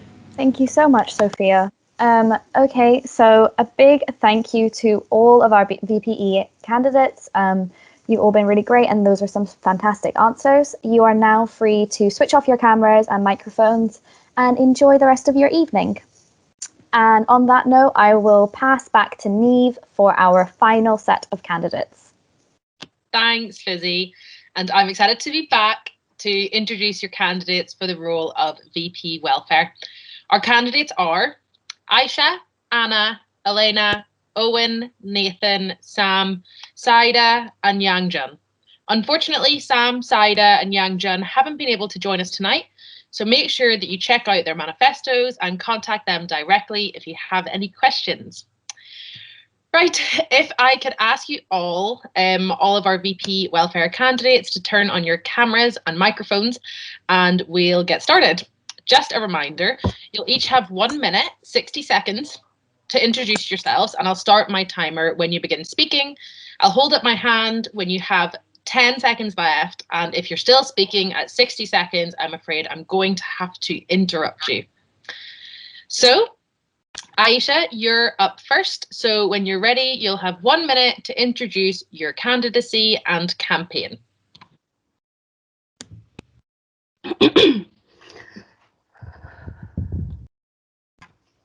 Hi, my name is Aisha Janki, and I identify as a Black Muslim female international student studying on a fully funded scholarship. Hence, I would like to consider myself as a widening participation student as well. I am able to relate to the experiences of multiple student groups, and as such, I'll be able to ensure marginalized groups feel represented, seen, and most importantly, heard. As a founder and director of the Black Ed Movement and a member of the university-wide Equality, Diversity, and Inclusion Committee, I have the necessary skills and experience to effect real change as I bring a unique set of perspective, invaluable skills, and relevant experiences. If elected, I will eradicate all forms of hate on campus by creating a #NoHateHere campaign, creating reliable wellbeing support, and removing financial barriers. Vote Aisha. Thank you. Thank you so much for that. And next, we will have Anna. So you've got 1 minute. Start when you're ready. Hi, my name is Anna. My pronouns are she, her, and I'm running to be your next VP Welfare. For years before this pandemic, our mental health, our well-being, in fact, our entire student experience has been neglected and ignored by this university. The pandemic has highlighted the failings and ignorance of our university to protect and care for its students. I want to be your next VP Welfare in order to rebuild our broken university with the welfare of students at its very core. I want to introduce a working from home fund, providing subsidies for increased electricity and heating costs. I will fight for a truly anti-racist university, providing the support our students of colour desperately need through a real diverse counselling service. And I will lobby for permanent reform of the special circumstances process, so we aren't burdening students with the responsibility of providing evidence of their situation. I have not only the experience, but a true drive to build grassroots campaigns and take on this fight together with you, informed by you, and for you. for a compassionate, approachable and dedicated representative, and to rebuild a caring and inclusive university, vote Anna for VP Welfare. Oh, perfectly timed. So thanks, Anna. Elena, you're up next. You have 1 minute, so take it away when you're ready. Hi everyone, my name's Elena and my pronouns are she, her. So I'm currently the Welfare Officer on the Geography Society, which this year won UK Society of the Year Award for our focus on student mental health and wellbeing. So I really want to continue the work that I've been doing in this role on a larger scale, using the knowledge that I have gained from this, combined with my own personal experiences of being let down by the university support system. I will also make sure to couple this with other people's experiences and voices to implement positive change. If COVID has shown us anything, it's that the university doesn't prioritise student wellbeing, and I believe it is time for mental health and wellbeing to be put at the centre of the university system, not sidelined and trivialised. I will improve student wellbeing by reforming mental health and support, inclusivity and safety, all three of these featuring strongly on my manifesto. Thank you very much, Elena. Owen, you're up next, so start when you're ready. This year, our university has shown that student wellbeing is not its priority, and I want to change that by doing 5 things. I want to fight for a real COVID-19 grade safety net. I want to confront racism and abuse on and off campus. I want to fight loneliness with social support for freshers. I want to put mental health first for students and for staff, and I want to improve access for disadvantaged students and for disabled students. I'm hoping that will help us build a uni that values our work, that protects our wellbeing, and that stands by our peers. I'm Owen, my pronouns are he, him, I'm a 4th year geography student and I am running to be your next VP Welfare. Thank you very much for that, Owen. And last but not least, we have Nathan. You've got 1 minute, just start when you're ready. Hello everyone, my name is Nathan and I'm a 1st year politics student. My campaign is about making the changes that students need. It's about implementing policies that will improve their mental and physical health. And it's about ensuring that students can study in a successful, safe and happy environment. I know this is something we can achieve because we are the best university in Scotland. I promise that if I'm elected, I will implement policies that will really help students in their everyday life. I will open a hub to test students' drugs. I will offer every single student a free rape alarm and drinks cover. I will implement mandatory consent training for incoming freshers. I will appoint a men's mental health ambassador. And I will open a fund to cover unexpected payments for students who need financial help. I'll start a programme to partner freshers up with current students to ensure that they feel welcomed and ready to start at university. And I will fight and protect the rights of all minority students at this university. I will work with the liberation officers and I will hold monthly talks with students from minority backgrounds. Thank you for your time and I hope you'll consider voting for me. Thanks very much, Nathan. So now on to our 3 questions. Our first question is, everyone talks about reducing waiting times and offering more appointments at the counselling service for students, but what else do you see as being vital to supporting students' mental health? That's, everyone talks about reducing waiting times and offering more appointments at the student counselling service, but what else do you see as being vital to supporting students' mental health? So we'll switch up the order to make sure that the order is different. So this time we're going to go with Anna, Elena, Owen, Nathan, and then Aisha. So if at any point you'd like me to repeat the question, please just let me know. Anna, you have 60 seconds to answer the question and you can start when you're ready. Thank you. So our counselling service is a crucial part of our student life, but it is not the be all and end all of mental health support. It's safe to say that students have been through collective trauma as a result of the pandemic, and it's not been fully addressed by the university. Too many students at our university are suffering in silence from some of the more stigmatised mental illnesses such as bipolar disorder. So I want to facilitate supported and informative workshops about stigmatised mental illnesses, because stigma affects these disorders the most, and the only way to tackle stigma is to talk about it. I also want to introduce specific support for students who have experienced grief or bereavement due to the pandemic. Losing a loved one is also extremely traumatic, and I don't think the university has fully addressed this. This can be, for example, support sessions with charities such as Cruise and death cafes, where those who have experienced grief can talk openly about death in a trusting environment. Finally, I want permanent reform for the special circumstances system, because this will ensure students who are struggling can have time to take care of themselves and get better before they then focus on their studies. Thank you. Thank you very much, Anna. Now, Elena, you have 1 minute to answer that question. Okay, so we're constantly, getting emails from the university reminding us to look after ourselves and protect our mental well-being. And it's time, I think, for the university to stop shifting the responsibility onto students and recognise the role they play in mental health. Constantly telling their students to prioritise their well-being without actually providing the means for them to do this, without sacrificing their grades, is actually quite frankly insulting. So I think there are lots of, increased funding to the counselling service, I think, is a fundamental part. But there's also other problems with the counselling service as well. We need to increase diversity in the specialisations.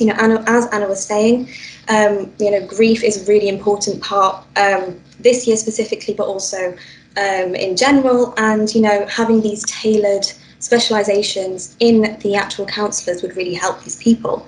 I think there are also preventative measures like mental health training to personal tutors and, preventative measures such as financial support for lower income students to actually prevent the mental strain. Cut you off there. Thank you so much, Elena. Next, we have Owen. So you've got 1 minute to answer the question. Yeah, so this year we've all been through a really long period of stress and isolation, so our mental health services are really important. I think we need to start by saying that we need to continue pushing for an increased number of counsellors, but also an increased diversity of counsellors, both in their backgrounds and in their knowledge base. For instance, there isn't provision of sign language counselling, which is a really important service that's a relatively niche service, but something that is very, very vital for students who need to access it. Personal tutors, Elena was right to bring that up. They're the first point of contact for a lot of students, and they do need more support. They need more training in mental health and in pastoral support. And on pastoral support, we need to utilise our listening service more effectively. So I want to strengthen the links between the counselling service and the listening service so that students aren't left to kind of abruptly finish a counselling session. After 6 sessions, you should have some follow-up appointments with the listening service in a more casual and a more pastoral role. So yeah, I'm hoping that those things will all help. Thank you so much. So now we have Nathan. You've got 1 minute to answer that question.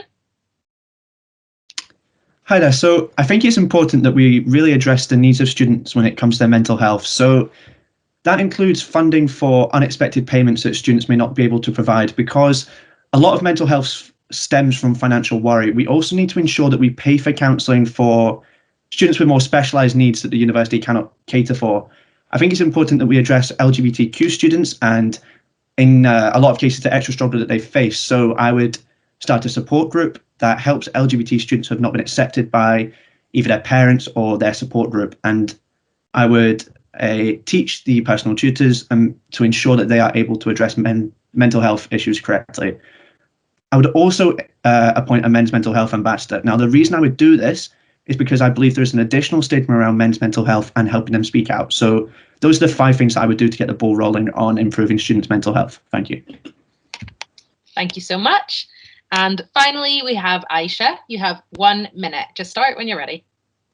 1 in 4 of us will experience mental health problems in our adult lives. And unsurprisingly, last semester recorded the lowest point in my mental health. And this showed me the flaws in the current system. Many students have had to live in isolation with pretty much no avenue to socialize and make friends. And I feel like our Students Association can do better.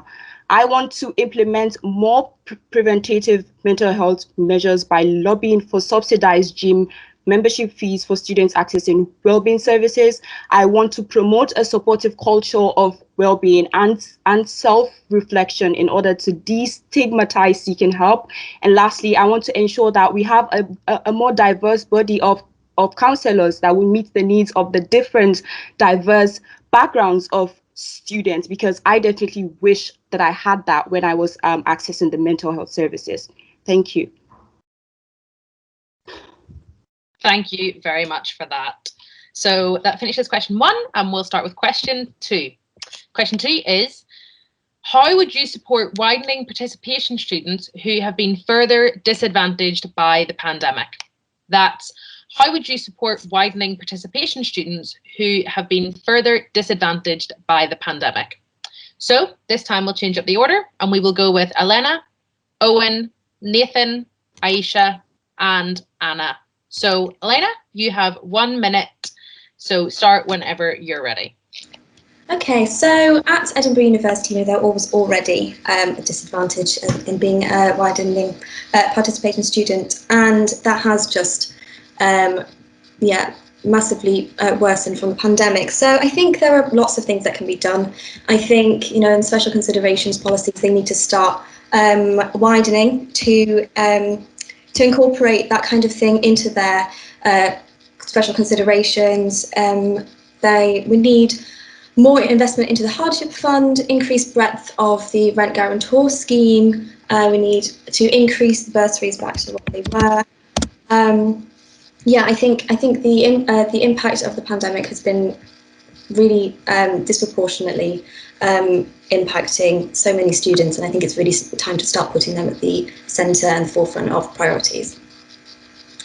Thank you so much. So now we have Owen. You have 1 minute to answer that question.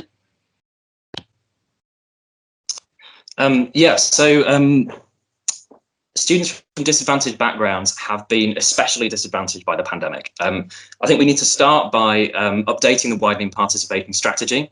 It expires this year and it's due to be renewed. That needs to take into account the disproportionate impact of the pandemic on students from disadvantaged backgrounds, particularly school leavers. And also the university is planning on cutting the bursary in this next year. That would be a mistake in a normal year, and during a pandemic, it's a disgrace. It's a disgrace that the university is considering doing that, and they've completely abandoned students from disadvantaged backgrounds. And it's because of decisions like this that our uni is getting worse at admitting students from disadvantaged backgrounds, and between 2017 and 2019 got worse at admitting state school students, something that no other UK university did.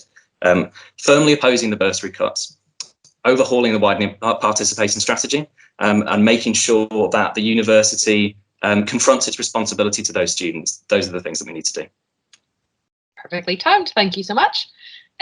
So Nathan, you now have 1 minute to answer that question. Hi, so I think it's really important that we do a number of things. I think we need to increase the length of the standard extension that students receive. So currently that's 7 days. I'd like to see that increased to around 10 to 12 days.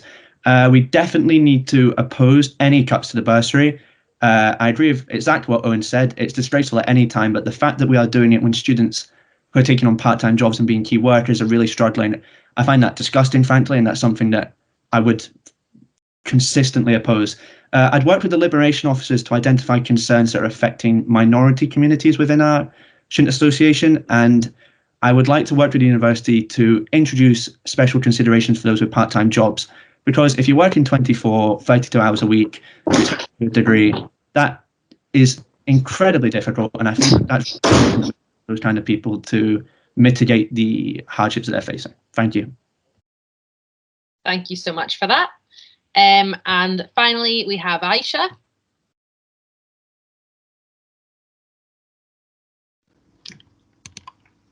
Okay. I was actually a student ambassador for the university's access widening participation program, and as such, I understand the needs of students from low-income state school and disadvantaged backgrounds.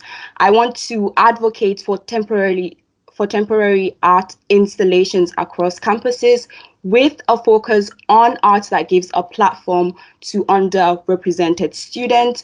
And and one of my main points is to remove all forms of financial barriers by providing more bursary options, especially the hidden cost fees bursary, and just making sure that every student feels included and feels heard in our community. But yeah, thank you. Thank you so much. And finally, we have Anna. You have 1 minute. Thanks. So it's safe to say that students from widening participation backgrounds have been in fact impacted the most negatively by the pandemic. And I think we need to have an honest and frank conversation about the elitism within our university. I don't want to be a part of a university that thinks it's appropriate to cut bursaries for our widening participation students.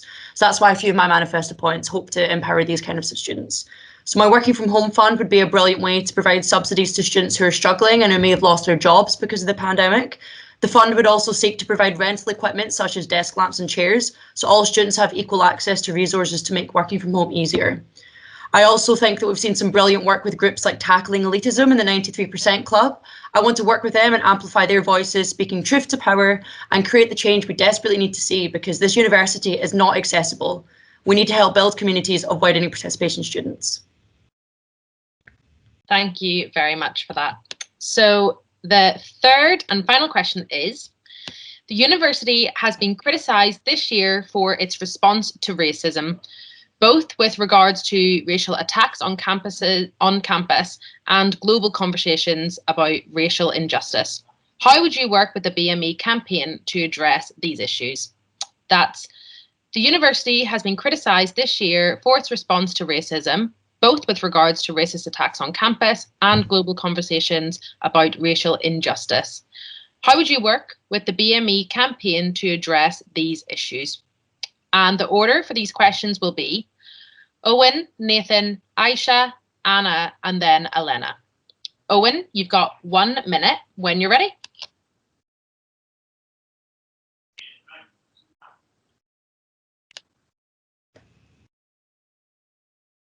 You're on mute if you start. There we go.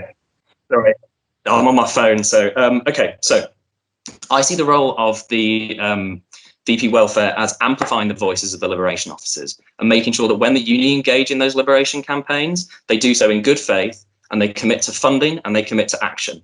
But alongside that, I want to expand report and support, which is the new system that's coming in to handle cases of sexual harassment to any case of targeted harassment, which will connect victims directly with support services. And those could be the counselling service or the listening service, or it could be grassroots organisations like Racism Unmasked, which is a fantastic peer-to-peer support community.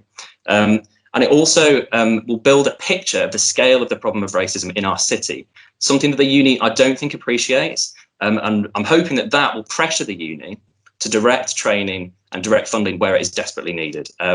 So, you know, I think both in amplifying the voices of the BME campaign and the BME officer, making sure the uni commits to acting, and also developing our reporting systems are really vital steps. Thank you so much for that. So we will now have Nathan. You have 1 minute to answer that question.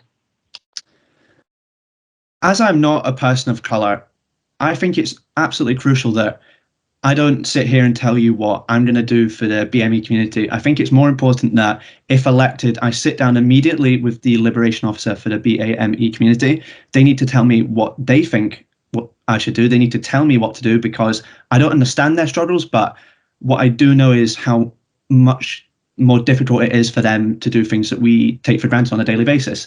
On top of that, I would hold monthly talks with students from the BME community so they can update me on issues that they are facing and so that I can take action on them.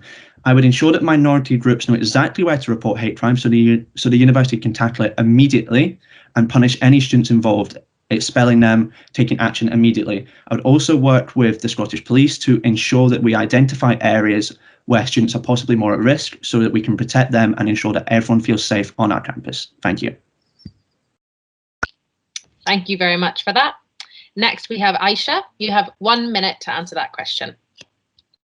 As I mentioned during my 1 minute introduction, I am a founder and a director of the Black Ed Movement, which is an anti-racist organization that basically started during the Black Lives Matter movement. And one of the first point on my manifesto is to create a hate-free user, and I want to establish a hashtag No Hate Here campaign to reaffirm safety on campus. There's been a rise of xenophobic, and just hate, transphobic hate crimes, just like the past couple of months, and that shouldn't be the case. I want to make sure that you know how to report any form of like harassment that you face. Oh my God, I want to create a zero tolerance policies to hate crimes and make sure that USA updates their disciplinary procedures. You can check my manifesto online. Sorry, thank you. No, don't worry. And now we have Anna. You've got 1 minute to answer that question. Thank you. It's safe to say the increase of racist attacks on and off campus in Edinburgh have been absolutely appalling, and the university has not done enough to support students and their communities who have been affected. We need strong allies, no more burdening a student of colour to explain and provide the answers. We need to educate ourselves and take strong action. I don't want the university to provide any more palatable statements and words. I want to hold them accountable, such as holding the Students' Association accountable for the Black Lives Matter pledge. For example, securing the implementation of the new report and support system and making sure it's as accessible as possible. As well as that, the counselling service is predominantly white, and students of colour need support tailored to them. So I will push the university to hire more Black and minority ethnic counsellors, as well as Mandarin-speaking counsellors, to ensure Chinese students can also access full support. I want to work with groups such as Racism Unmasked, as they've highlighted the horrendous racism many Asian people in our own campus face. And just, we need a strong relationship with our liberation officers and to empower those. Thank you. Thank you very much. And then finally, we have Elena. You have 1 minute to answer the question. Yes, I think it's really important to platform the Liberations Officers' voices to ensure that the right voices are being heard. You know, with this huge spike in racist attacks, and now with the digital world as well, as we've seen from the African Caribbean Society event, so many, it's, you know, they're now anonymous. So disciplinary action is, it just needs to be more severe on campus. It's very unclear in the policy about what actually would happen to people, to perpetrators of hate crime. There is a lack of accountability, and we need to really increase education about hate crime with a compulsory anti-racism course before matriculation. You know, with the active bystanders course for sexual assault, this is, you know, an incredible thing, and I think we can do something to do with that about anti-racist behaviour as well. So yeah, that's pretty much sums it up. Thank you, Elena, and a big thank you to all of our VP welfare candidates. You're now free to switch off your cameras and your microphones and enjoy the rest of your evening. So that's all our candidates for tonight, and I just want to say a huge thank you and well done to everyone. It's be really nerve-wracking, so I hope that you're all really proud of how you've done tonight, and a big thank you to everyone who submitted questions in advance and came along tonight. Remember, this isn't your only chance to speak to the candidates, so if there's more that you want to know, please carry on the conversation. I'm sure that the candidates here tonight will be more than happy to speak to you on their campaign pages, so please reach out to them and have a chat. And reminder, voting opens at 10 a.m. on Monday, and you can vote by going to www.usa.ed.ac.uk/elections. Thanks again, and good night, everyone.